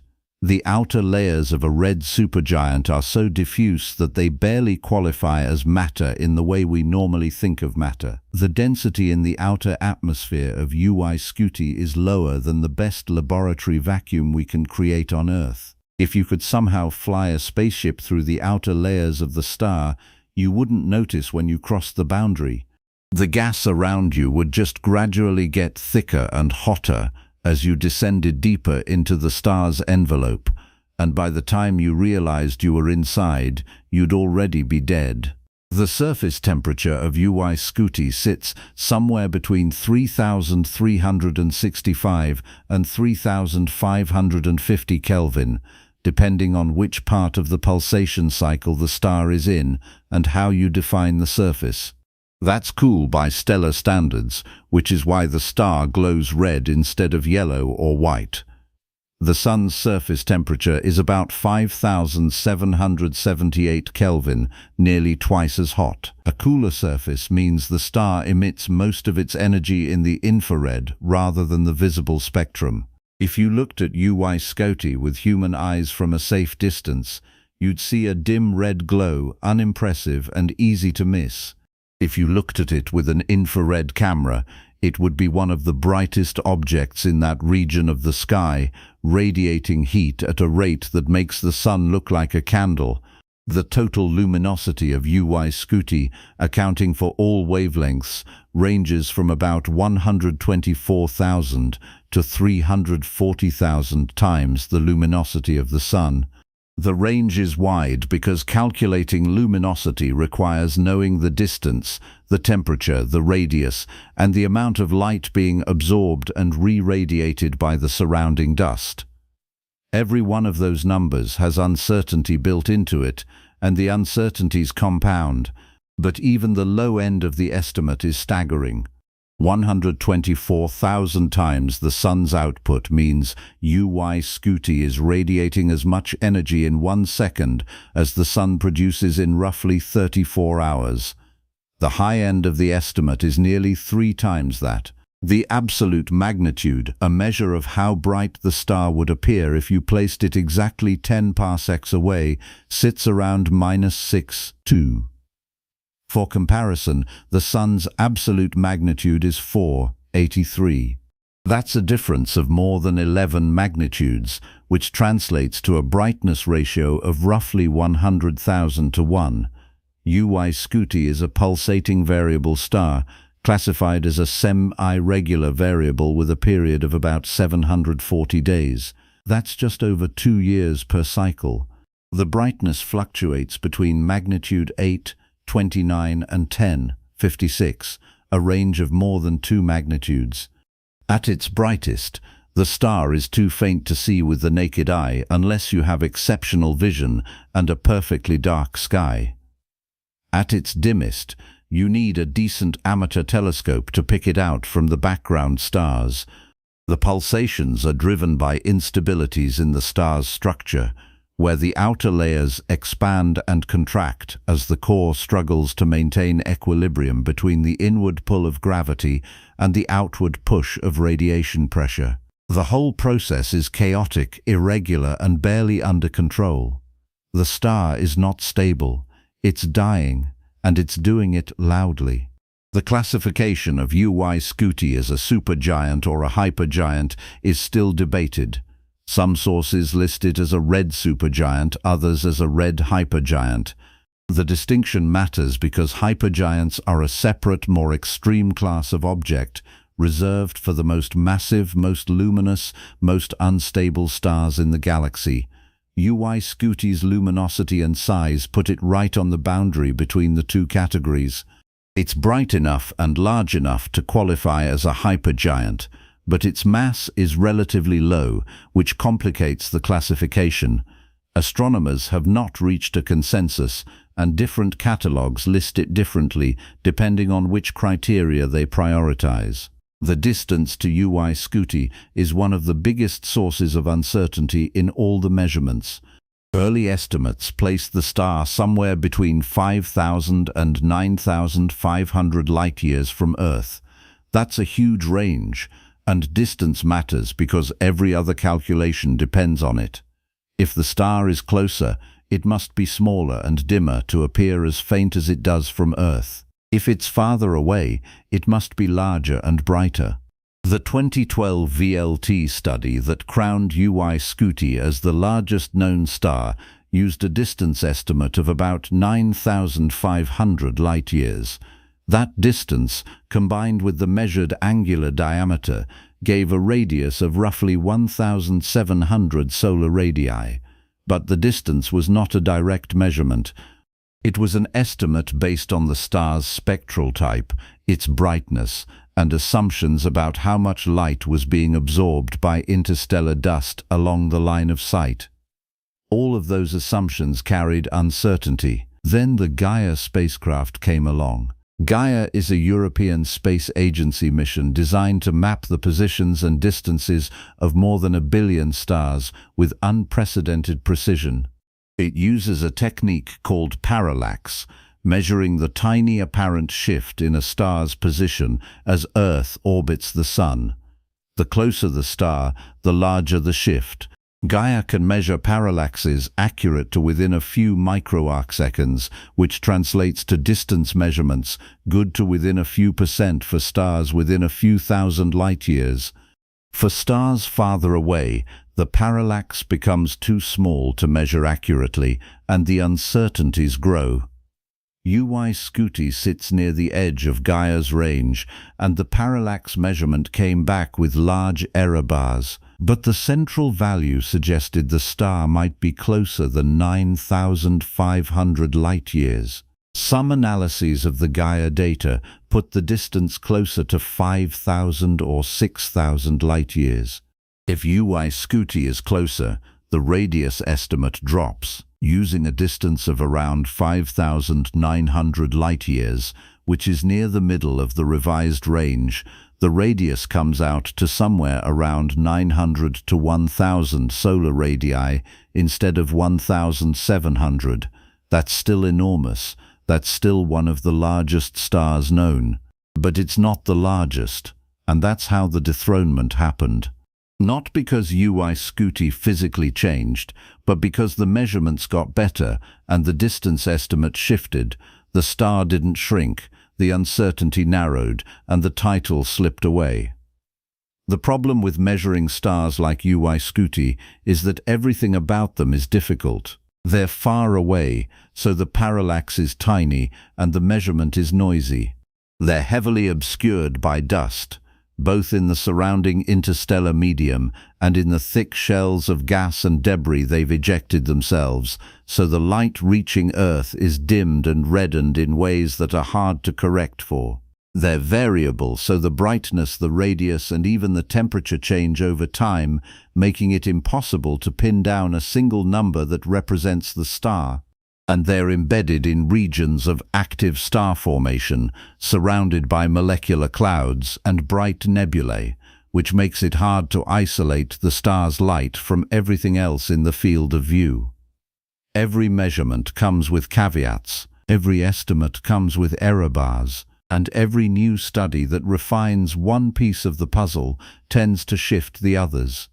The Very Large Telescope study that first measured Uy Scuti's angular diameter was groundbreaking because it was the first time anyone had directly resolved the star's disk. Prior to that, all size estimates were indirect, based on models that assumed certain properties about the star's temperature, luminosity, and evolutionary state. The interferometry measurement removed some of those assumptions, providing a direct observation of the star's apparent size on the sky. But the measurement itself was not perfect. Interferometry works best when the object being measured is simple and symmetric. like a clean circular disk. Uy-Scuti is neither simple nor symmetric. It's a pulsating, irregular, mass-losing hypergiant surrounded by a dusty, asymmetric envelope. The edge of the star is not a sharp boundary. It's a gradual transition from the hot, dense inner layers to the cool, diffuse outer atmosphere, and there's no universal agreement on where you draw the line. Different wavelengths probe different layers of the star, and the size you measure depends on which layer you're looking at. Measuring the star in the infrared gives you a larger radius than measuring it in visible light, because the infrared probes the cooler outer layers. Accounting for the extended atmosphere adds even more to the effective size. The 1,700 solar radii figure was based on a specific set of assumptions about where the photosphere is and how to interpret the interferometric data. Change the assumptions, and the number changes. The revised estimates based on the Gaia distance and more sophisticated models of the star's atmosphere tend to cluster around 900 to 1,000 solar radii. Some studies push it as low as 750 solar radii. Others keep it closer to 1,200. The range depends on which dataset you trust, which model you use, and how you account for the dust and the pulsations and all the other complications that make this measurement a nightmare. But the consensus has shifted. Uy-Scuti is no longer the largest known star. It's still one of the largest. It's still enormous by any reasonable standard, but it's not the champion anymore. The media took a while to catch up. For years after the revised measurements came out, articles and videos continued to cite Uy-Scuti as the largest star, often using the old 1,700 solar radii figure without mentioning the uncertainty or the updated estimates. The image of a star so large it would swallow Saturn was too good to let go. The truth that the star is probably only large enough to swallow Jupiter and maybe a bit beyond is still impressive but less dramatic, and drama sells. So the old number stuck around in popular science articles and YouTube videos long after the professional literature had moved on. This is not unusual in astronomy. Titles like largest, brightest, farthest, most massive, all of them are temporary. They reflect the best measurements available at the time with the instruments and techniques we currently have. Every new telescope, every new satellite, every refinement in how we measure distance or brightness or size shifts the rankings. What we think is the largest star today might be the second or third largest star tomorrow, once someone takes a better look at a different object or refines the distance estimate to a known giant. The universe does not hand out permanent titles. We do, and we revise them constantly as the data improves. Uy-Scuti is still out there, glowing faintly red in scutum, pulsating on its 740-day cycle, losing mass through powerful stellar winds, ticking down the clock toward a supernova that will happen sometime in the next few 100,000 years. The star is probably in the late stages of helium fusion, possibly moving into carbon fusion, depending on how far along it is in its evolutionary track. Once it exhausts its fuel, the core will collapse, and the outer layers will explode in a supernova that will, for a few brief weeks, make Uy-Scuti one of the brightest objects in the galaxy.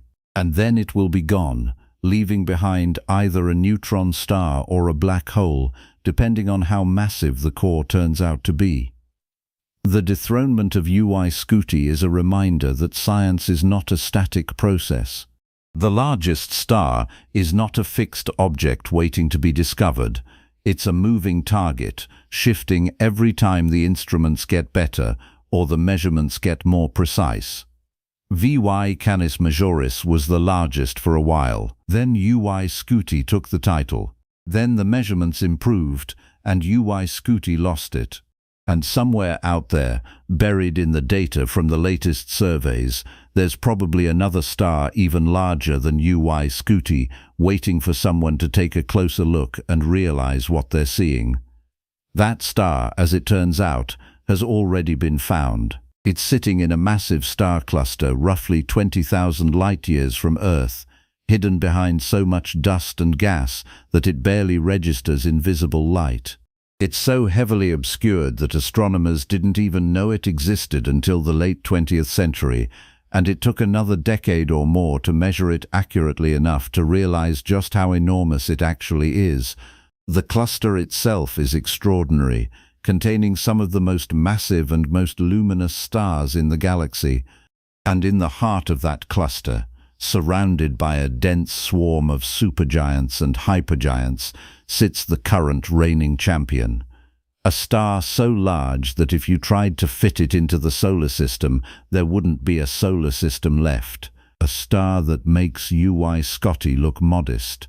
A star with a name that sounds more like a catalogue entry than a title. Stephenson 218. And it's the biggest thing we've ever measured.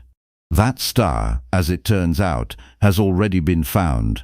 It's sitting in a massive star cluster roughly 20,000 light-years from Earth, hidden behind so much dust and gas that it barely registers in visible light. It's so heavily obscured that astronomers didn't even know it existed until the late 20th century, and it took another decade or more to measure it accurately enough to realize just how enormous it actually is. The cluster itself is extraordinary, containing some of the most massive and most luminous stars in the galaxy. And in the heart of that cluster, surrounded by a dense swarm of supergiants and hypergiants, sits the current reigning champion. A star so large that if you tried to fit it into the solar system, there wouldn't be a solar system left. A star that makes UY Scuti look modest. A star with a name that sounds more like a catalogue entry than a title. Stephenson 218. And it's the biggest thing we've ever measured. The story of how we found Stephenson 218 is not a story of someone pointing a telescope at the sky and stumbling onto something extraordinary by accident. It's a story of systematic surveying, patient analysis, and the slow realization that something in the data didn't fit the expected pattern.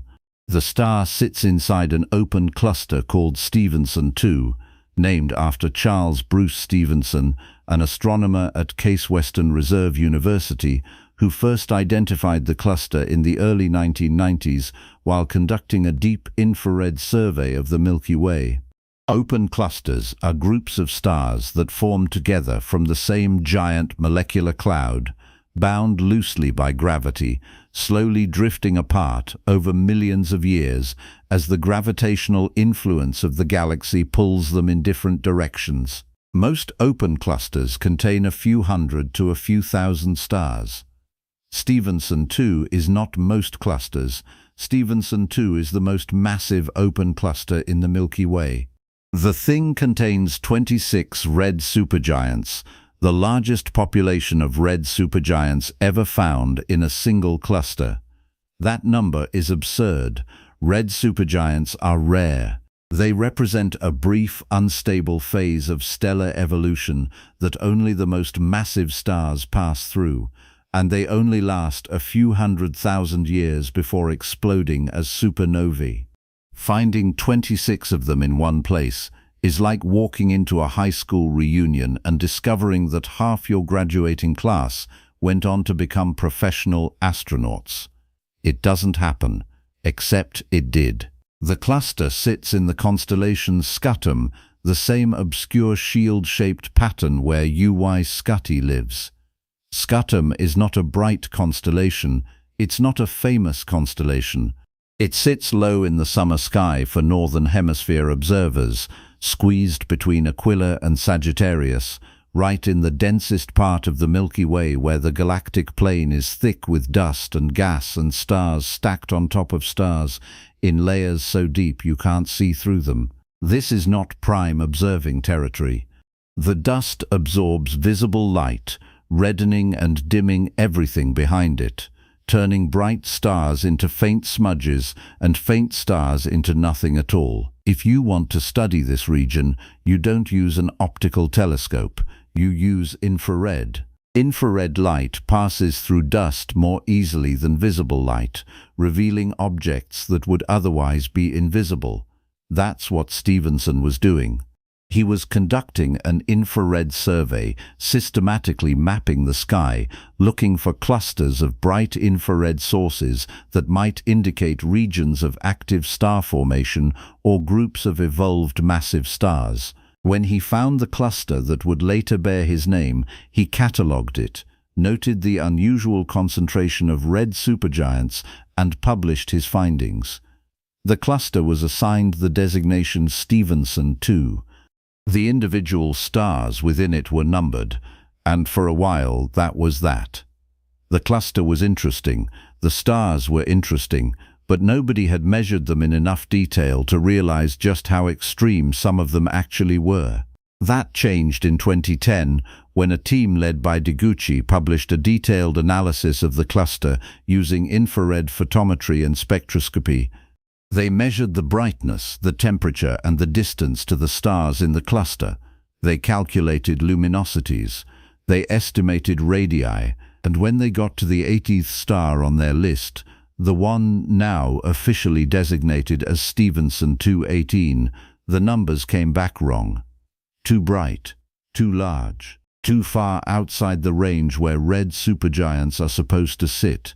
The star was radiating about 440,000 times the luminosity of the Sun.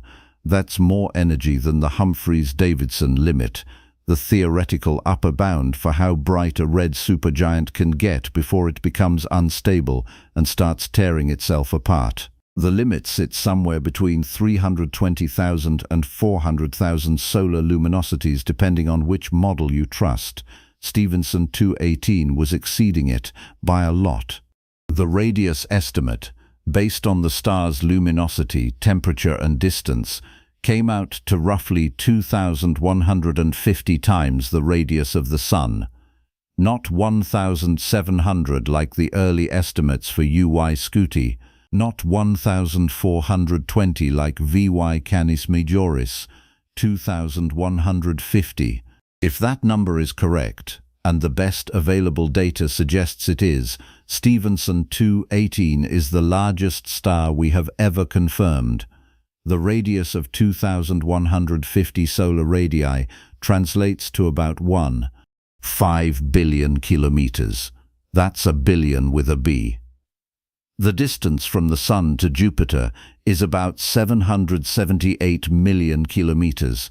The distance from the Sun to Saturn is about 1.4 billion kilometers. If you placed Stephenson 218 where the Sun is right now, the surface of the star would extend past the orbit of Saturn. Some estimates, depending on how you account for the extended atmosphere, push the surface even farther out, possibly reaching the orbit of Uranus or even Neptune. That's not a star sitting in a solar system, that's a star replacing the solar system. The volume is incomprehensible. If you could hollow out Stephenson 218 and fill it with suns, you would need more than 10 billion of them before you ran out of space. 10 billion. That's more than twice the number of people currently alive on Earth. That's roughly twice the age of the universe in years. That's a number so large that trying to visualize it is not just difficult, it's pointless. You can write it down, you can say it out loud, but your brain will refuse to process it as anything other than an abstraction. 10 billion suns inside one star. The mass of Stephenson 218 is estimated at somewhere between 30 and 50 solar masses, though the exact number is uncertain. That might sound contradictory.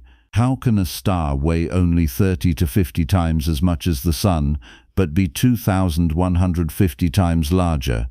The answer, once again, is density. The outer layers of Stephenson 218 are so diffuse that they barely qualify as matter.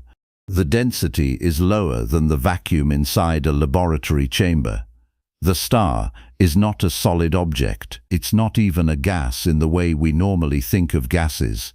It's a region of space where hydrogen and helium atoms are drifting outward from a central core, held together by gravity but just barely. The core itself is where the mass is concentrated, a dense, hot region where fusion is happening, surrounded by an enormous bloated envelope that contributes almost nothing to the total weight but dominates the total volume. The surface temperature of Stephenson 218 sits around 3,200 Kelvin. That's cooler than the surface of the Sun by nearly a factor of 2. It's cooler than Antares. It's cooler than VY Canis Majoris. It's one of the coolest stellar surfaces we've ever measured. That cool temperature is why the star glows red, and it's why so much of the star's energy is radiated in the infrared rather than the visible spectrum. If you looked at Stephenson 218 with human eyes from a safe distance, you would see a dim, deep red glow, so faint that you might miss it entirely if you weren't specifically looking for it. If you looked at it with an infrared camera, it would dominate the field of view, a blazing sphere of thermal radiation pumping out nearly 500,000 times the energy of the Sun. The spectral classification is M6, which places Stephenson 218 among the coolest and most evolved red supergiants known. M6 stars are rare. Most red supergiants sit somewhere between M0 and M4. An M6 classification suggests the star has cooled and expanded to an extreme degree, pushing right up against the limits of what stellar physics allows. Some astronomers classify Stephenson 218 as a red hypergiant, a designation reserved for the most massive, most luminous, most unstable stars in the galaxy. Others prefer to call it an extreme red supergiant.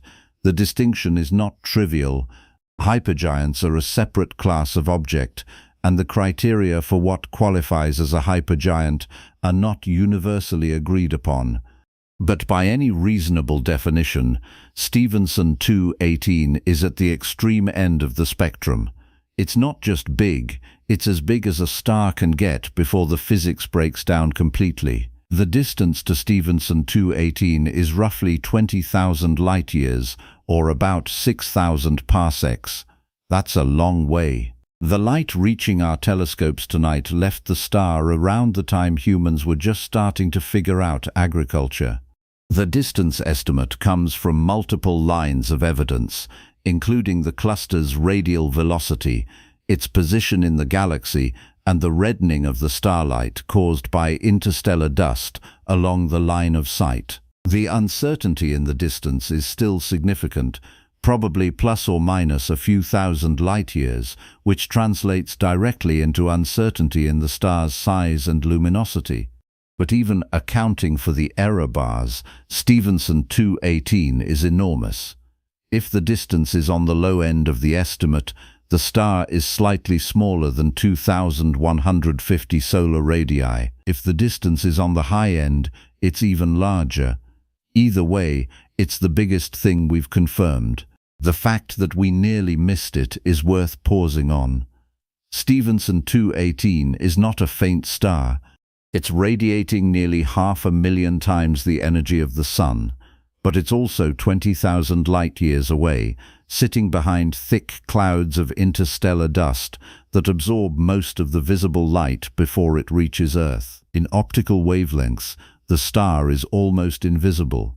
Early surveys of the region using visible light telescopes either missed it entirely or catalogued it as a faint red dot, too dim and too obscured to warrant follow-up observations. It wasn't until astronomers started systematically surveying the galaxy in infrared that the star showed up clearly. And even then, it took years of analysis to realize what they were looking at.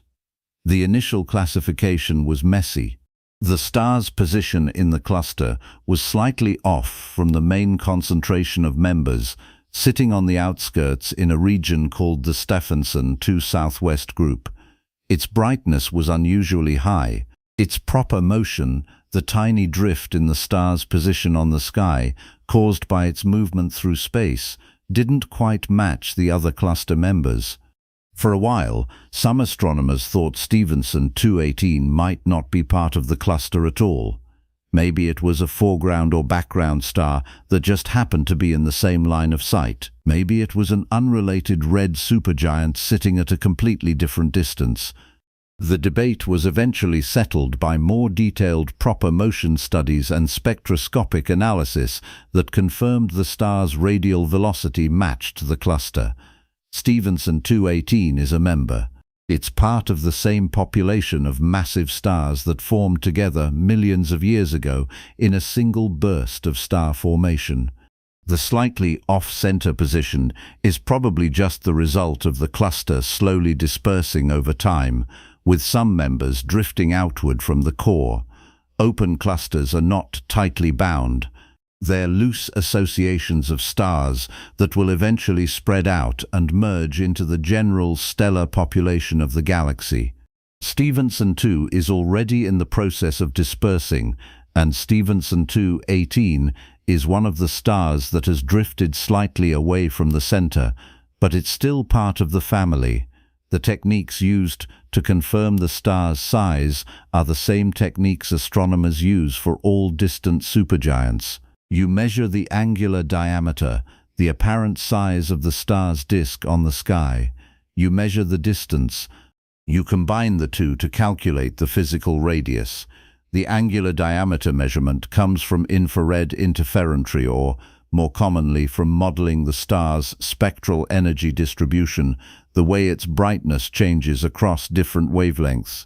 If you know the temperature and the total luminosity, you can calculate the surface area required to produce that much light, and from the surface area you can derive the radius. The distance comes from the cluster's properties, its radial velocity, and the reddening caused by interstellar dust.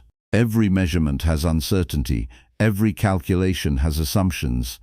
But the different methods tend to agree within the error bars, which gives astronomers confidence that the numbers are at least in the right ballpark. The instruments that made this possible include the 2-micron all-sky survey, or 2-MASS, which mapped the entire sky in near-infrared wavelengths, and the Spitzer Space Telescope, which provided detailed infrared photometry and spectroscopy for thousands of stars in the galactic plane. Without those surveys, Stephenson 218 would still be sitting in the data as an unidentified infrared source, too faint in visible light to attract attention. The systematic nature of modern astronomy, the practice of surveying the entire sky in multiple wavelengths and cataloguing every detectable object, is what allowed astronomers to find stars like this. You don't find them by luck. You find them by looking everywhere and measuring everything. The implications of a star like Stephenson 218 are profound and uncomfortable. Stars are not supposed to get this large. The theoretical models of stellar evolution, the equations that describe how stars form, how they burn fuel, how they die, all of them predict that there's an upper limit to how big a star can grow before it becomes unstable. That limit is set by a balance between gravity pulling inward and radiation pressure pushing outward. The more massive a star is, the more energy it generates in its core, and the stronger the radiation pressure becomes. At some point, the radiation pressure becomes so strong that it blows away the outer layers of the star faster than gravity can hold them down. The star starts losing mass through powerful stellar winds, shedding material into space at a rate that can strip away several solar masses per million years. This mass loss limits how large a star can grow. Once the luminosity exceeds a certain threshold, the star can't hold itself together anymore. It either explodes or collapses, or loses so much mass that it shrinks back down below the limit. Stephenson 218 is sitting above that limit. Its luminosity of 440,000 solar luminosities exceeds the Humphreys-Davidson limit by tens of thousands of solar luminosities. It shouldn't be stable. It shouldn't be holding itself together.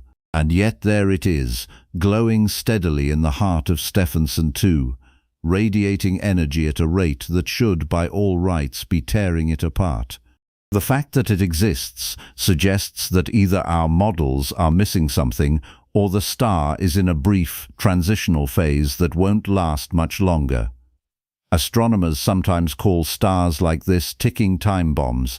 They're not stable. They're not in equilibrium. They're in the process of self-destructing, and the only question is how much longer they have before the structure fails completely. The most likely scenario is that Stephenson 218 is in the final stages of its life, possibly fusing carbon or oxygen in its core, possibly even heavier elements like neon or magnesium.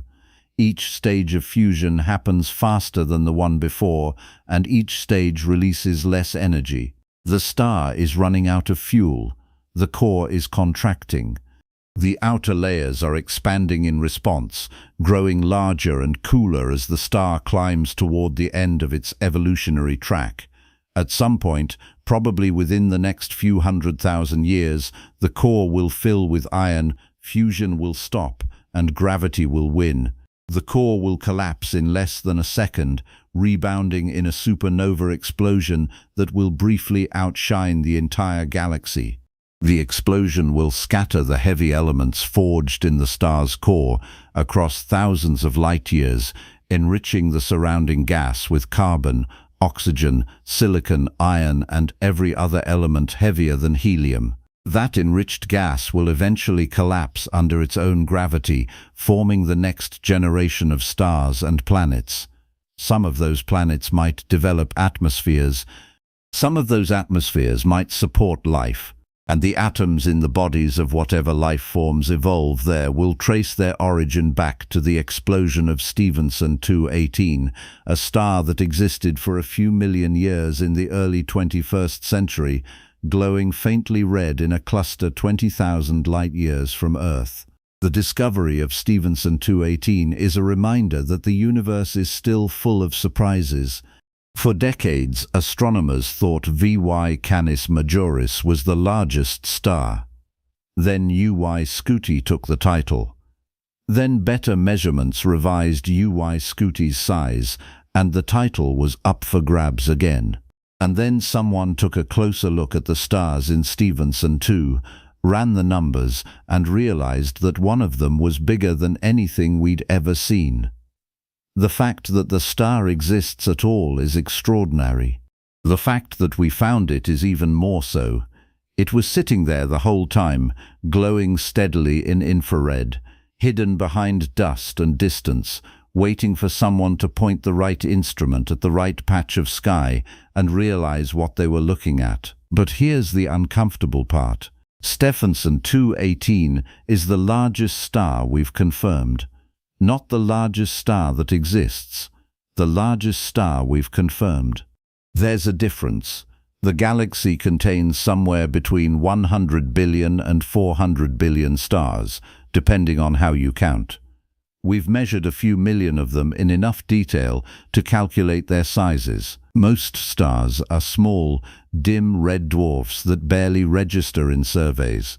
A tiny fraction are massive, luminous supergiants or hypergiants, and an even tinier fraction are extreme objects like Stephenson 218, sitting at the edge of what stellar physics allows. We've surveyed the sky systematically. We've catalogued millions of objects, but we haven't looked everywhere. We haven't measured everything. There are regions of the galaxy so heavily obscured by dust that even infrared surveys can't penetrate them. There are distant clusters we haven't studied in detail.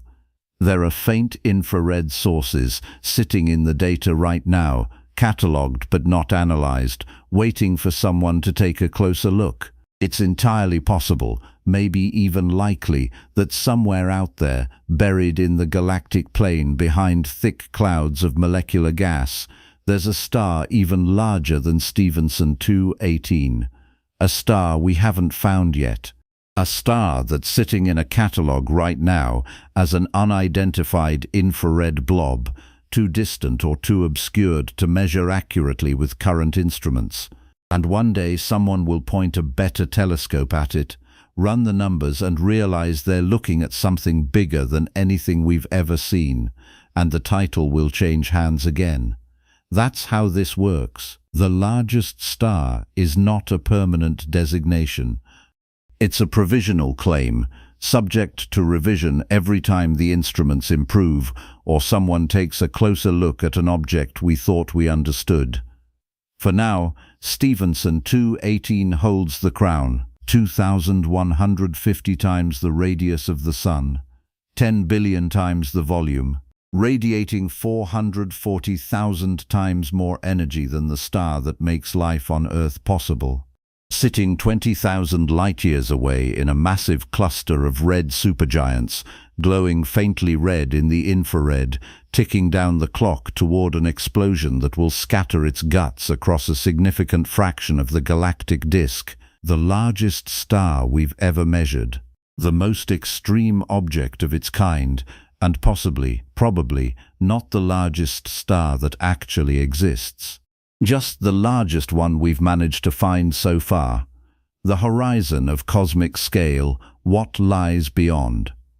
But here's the uncomfortable part. Stephenson 218 is the largest star we've confirmed, not the largest star that exists.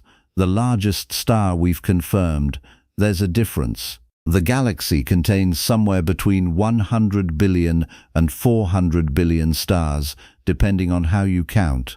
We've measured a few million of them in enough detail to calculate their sizes. Most stars are small, dim red dwarfs that barely register in surveys. A tiny fraction are massive, luminous supergiants or hypergiants, and an even tinier fraction are extreme objects like Stephenson 218, sitting at the edge of what stellar physics allows. We've surveyed the sky systematically, we've catalogued millions of objects, but we haven't looked everywhere, we haven't measured everything. There are regions of the galaxy so heavily obscured by dust that even infrared surveys can't penetrate them. There are distant clusters we haven't studied in detail. There are faint infrared sources sitting in the data right now, catalogued but not analyzed, waiting for someone to take a closer look. So let's take a step back. Let's line them up and see what we've actually found. 5 stars, each one a cosmic behemoth, each one representing a different chapter in the story of how big a star can get before the universe says no. The Sun, for reference, has a radius of about 432,000 miles. That's the baseline, the thing we orbit, the thing that makes life on Earth possible, the thing that, by every human standard, is enormous. Now multiply that by 1,420 and you get VY Canis Majoris, the former king, the star that held the record for more than a decade before better measurements knocked it down a peg. 1,420 times the radius of the Sun translates to roughly 987 million kilometers across the diameter. Place it where the Sun is, and its surface extends past Mars, possibly reaching Jupiter. Light takes 6 hours to cross it.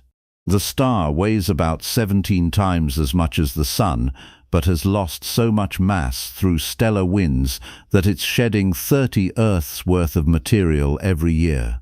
It's radiating somewhere between 250,000 and 500,000 times the luminosity of the Sun, depending on which study you trust and how much of the infrared excess you attribute to dust versus the star itself. VY Canis Majoris sits about 3,900 light-years from Earth in the constellation Canis Major, glowing faintly red, pulsating on an irregular schedule, dying loudly and slowly and visibly. It was the champion. Then the measurements improved. the distance estimates shifted and the radius came down from the early figures of 1,800 or 2,000 solar radii to something closer to 1,420, still enormous.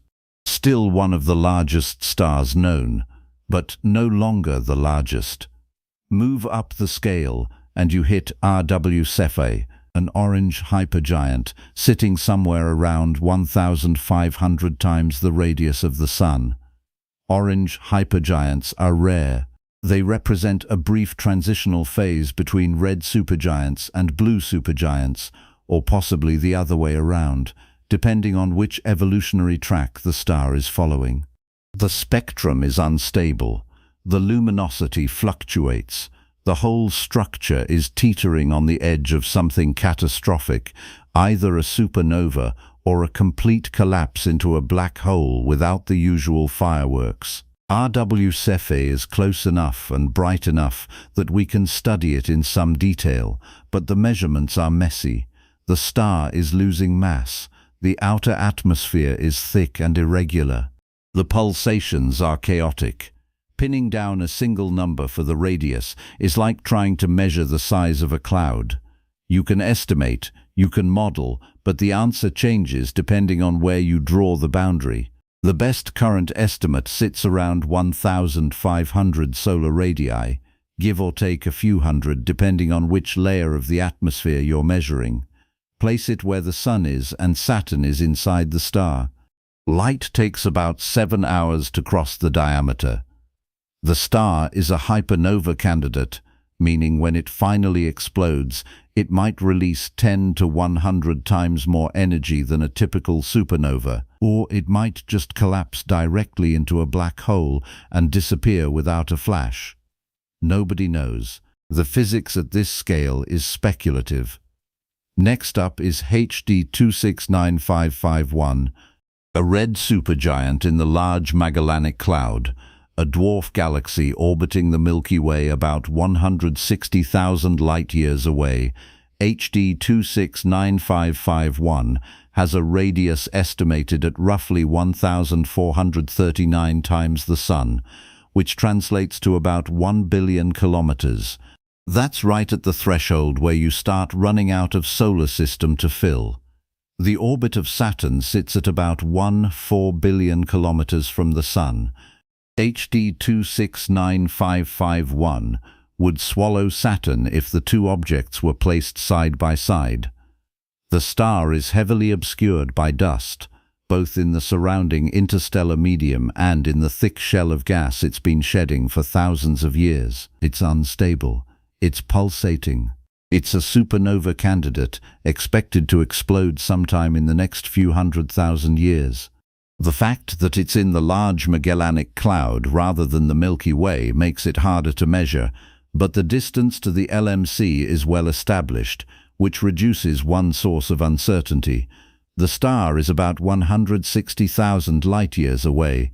The light we're seeing left the star around the time the first modern humans were beginning to migrate out of Africa. That explosion, if it's already happened, won't reach us for another 160,000 years. Then there's WOHG 64, another resident of the Large Magellanic Cloud, another red supergiant buried in a thick cocoon of dust and gas. WOHG 64 has a radius estimated at around 1,540 times the Sun, making it larger than VY Canis Majoris, and larger than most of the famous red supergiants in our own galaxy. The dust envelope around WOHG 64 is so thick that some astronomers initially thought they were looking at a protoplanetary disk or a binary system rather than a single star. The envelope extends outward for thousands of astronomical units, glowing faintly from the star's radiation, blocking most of the visible light and re-radiating it in the infrared. Studying WOHG 64 requires infrared telescopes powerful enough to penetrate the dust, and even then, the measurements come with enormous error bars.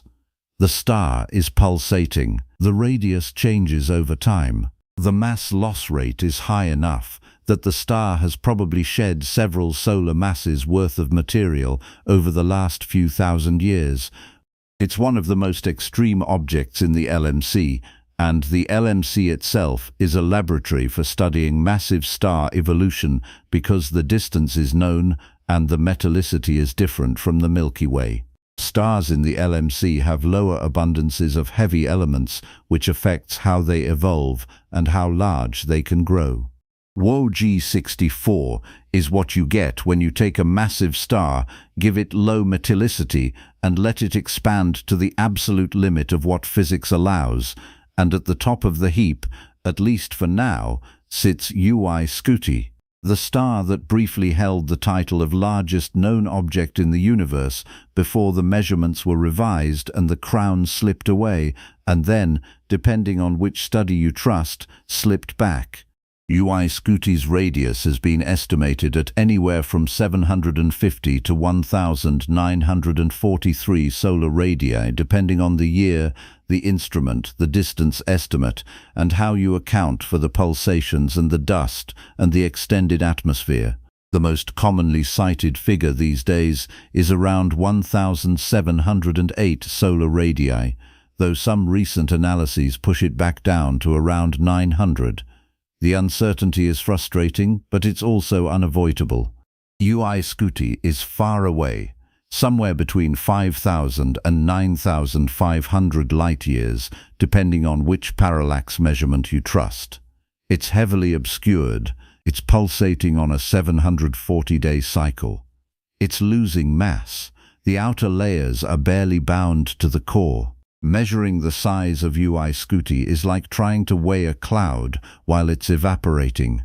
You can estimate, you can model, but the answer depends on which moment you choose to freeze the measurement. If the radius is 1,708 solar radii, Uy-Scuti is the largest. If it's closer to 900, it drops below Stevenson 2-18 and possibly below WAH-64. The title keeps shifting not because the stars are changing, but because our ability to measure them is improving and the uncertainties are narrowing. What we know for certain is that Uy-Scuti is one of the largest stars in the galaxy.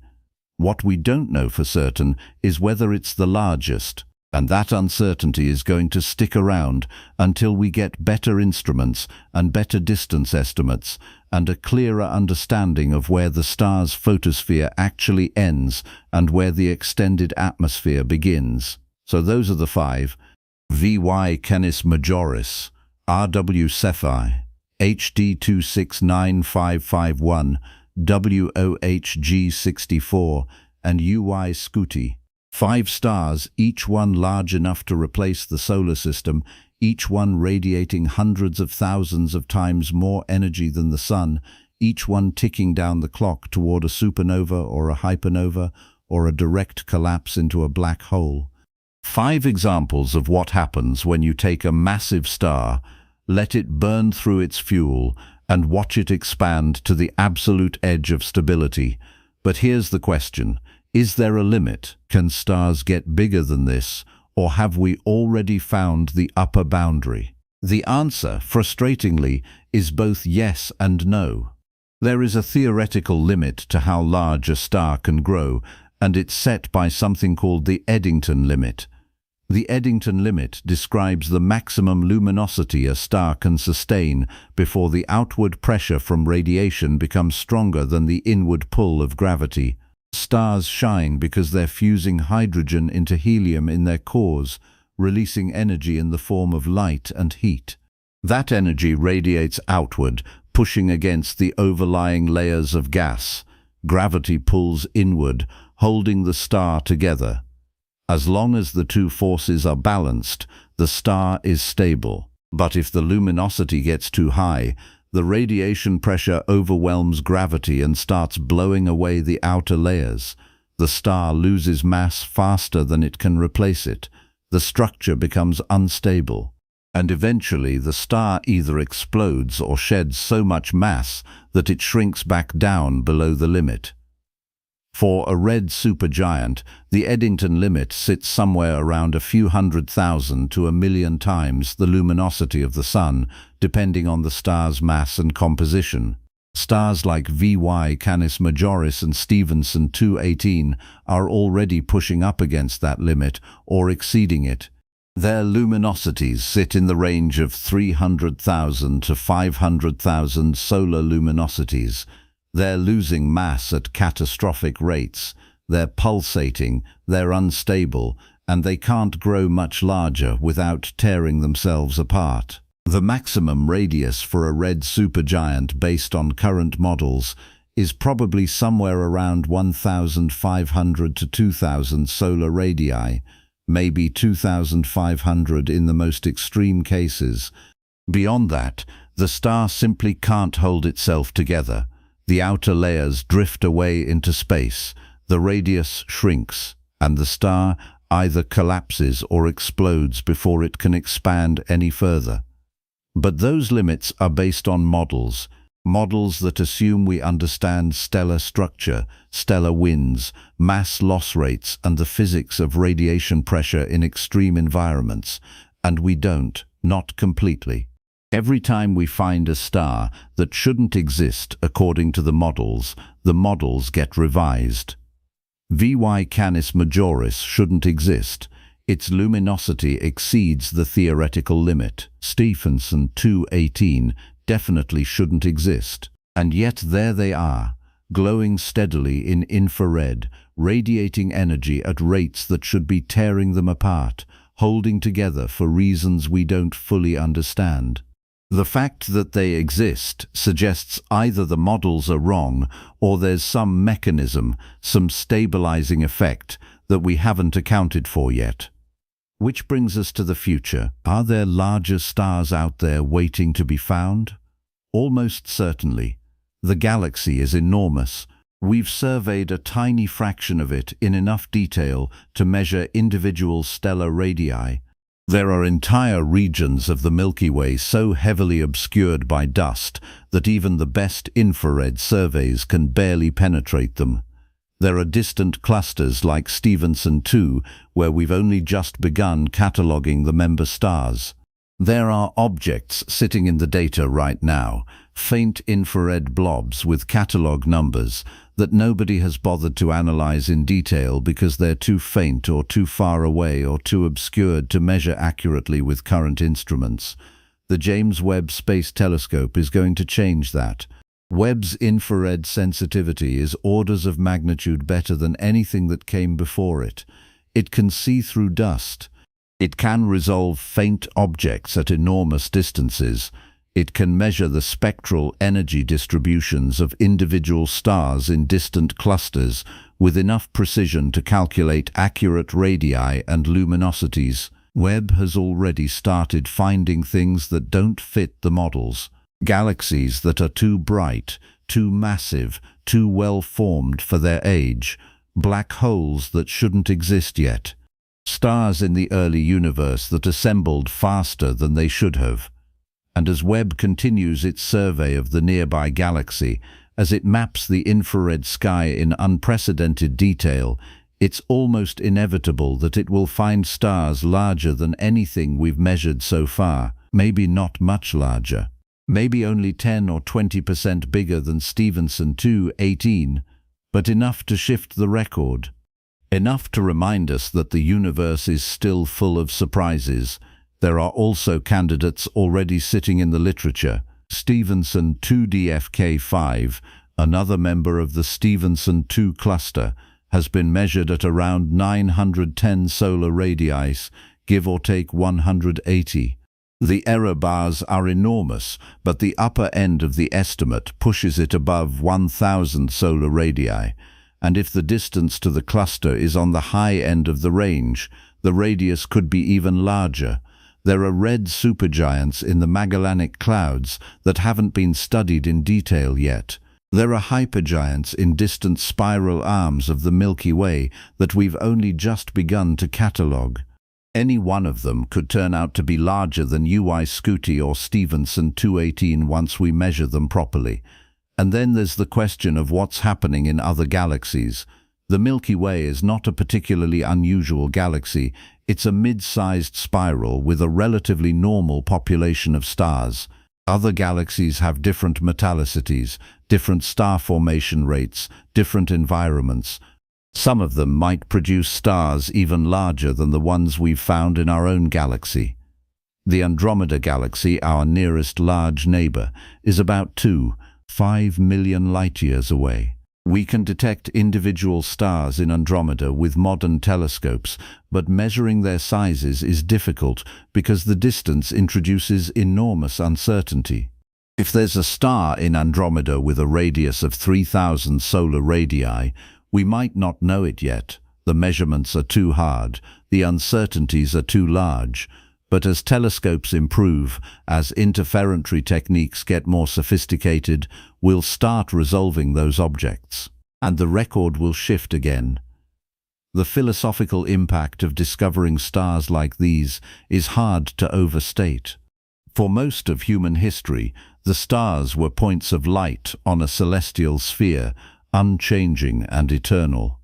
The idea that they were distant suns, each one potentially larger and more powerful than our own, didn't emerge until the last few centuries, and even then, the scale was hard to grasp. A star twice the size of the Sun was remarkable. A star 10 times the size was extraordinary. A star 1,000 times the size was almost unimaginable, and yet here we are cataloguing stars that are 1,500, 1,700, 2,000 times the size of the Sun, stars so large that light takes most of a day to cross them, stars that could swallow entire planetary systems and still have room left over. The discovery of these objects forces a recalibration of what we think is possible. It pushes the boundaries of what the universe allows, and it reminds us, in the most visceral way possible, how small we actually are. You are standing on a planet that's 7,900 miles wide. That planet orbits a star that's 864,000 miles wide. That star is a speck of dust compared to VY Canis Majoris. VY Canis Majoris is a speck of dust compared to Stephenson 218. And Stephenson 218, for all its size, for all its luminosity, for all the energy it's pouring into space every second, is still just one star in a galaxy of hundreds of billions, a galaxy that's one of trillions. The scale is so absurd that your brain stops processing it as reality and starts treating it as abstraction, numbers on a page, words in a script. It doesn't feel real because it can't feel real. The human brain did not evolve to comprehend distances measured in billions of kilometers or luminosities measured in hundreds of thousands of suns. And yet these objects exist. Right now, as you're reading this, Stephenson 218 is glowing faintly in infrared 20,000 light-years away, radiating 440,000 times the energy of the Sun, shedding mass through stellar winds, pulsating on a timescale of years, ticking down the clock toward an explosion that will scatter its atoms across a significant fraction of the galaxy. VY Canis Majoris is doing the same thing 3,900 light-years away. Gui Scuti is pulsating in Scutum. WAAGC 64 is glowing in the Large Magellanic Cloud.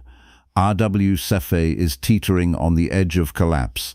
All of them are real, all of them are happening, and none of them care whether you can comprehend them. The enduring mystery is not whether there's a larger star out there. There probably is. The mystery is how much larger stars can get before the physics breaks completely. We've found stars at 1,420 solar radii. We've found stars at 1,708. We've found stars at 2,150. Can a star reach 3,000? Can it reach 5,000? Or is there a hard limit somewhere around 2,000 or 2,500 where the structure simply can't hold together anymore? The models say yes. The observations say maybe. And the next generation of telescopes will give us a better answer. But here's the thing. Even if we find the largest possible star, even if we measure it down to the last kilometer and confirm that nothing larger can exist, the universe will still be full of things we haven't found yet. Larger black holes, brighter quasars, more distant galaxies, more extreme environments. The larger star is just one category, one record, one line item in a catalogue of cosmic extremes that spans everything from the smallest subatomic particles to the largest structures in the observable universe. And the catalogue keeps growing. Every telescope we build reveals new objects. Every survey we conduct finds new extremes. The universe is not running out of surprises. It's barely getting started. So yes, Stephenson 218 is the largest star we've confirmed. For now. The title will probably change hands again in the next decade or two as Webb surveys the galaxy and measures objects we couldn't resolve before. And when that happens, the articles will get updated, the videos will get remade, the record will shift. And somewhere, buried in the data from a survey that hasn't been analyzed yet, there's probably a star even larger than Stephenson 218, glowing faintly in infrared, waiting for someone to take a closer look. The universe has been patient for 13.8 billion years. It can wait a little longer.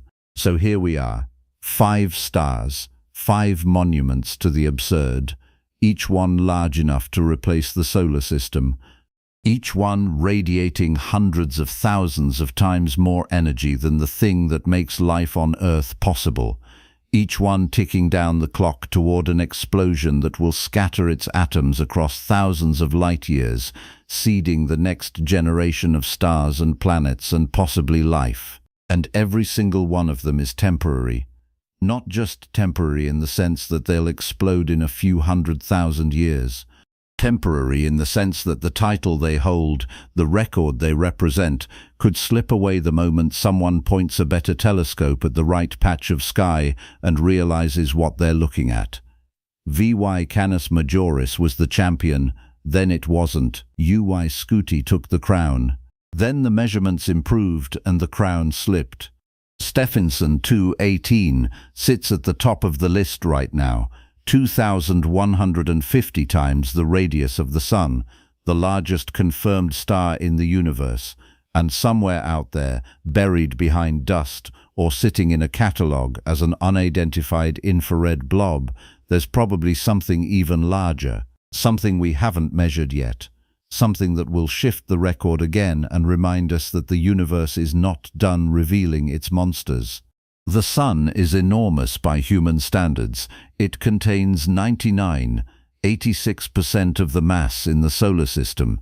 It dominates everything within billions of miles. And compared to the real giants, compared to the hypergiants and the red supergiants dying loudly at the edge of stability, the Sun is a grain of sand, a dim, ordinary, middle-aged star in an unremarkable part of the galaxy. We orbit a speck of dust, and we've been measuring the mountains. The largest star is not a permanent title, it's a placeholder, a provisional claim that holds until the next survey, the next telescope, the next refinement in how we measure distance or luminosity or size, and that's the point. The universe doesn't hand out permanent records. We do, and we revise them constantly as the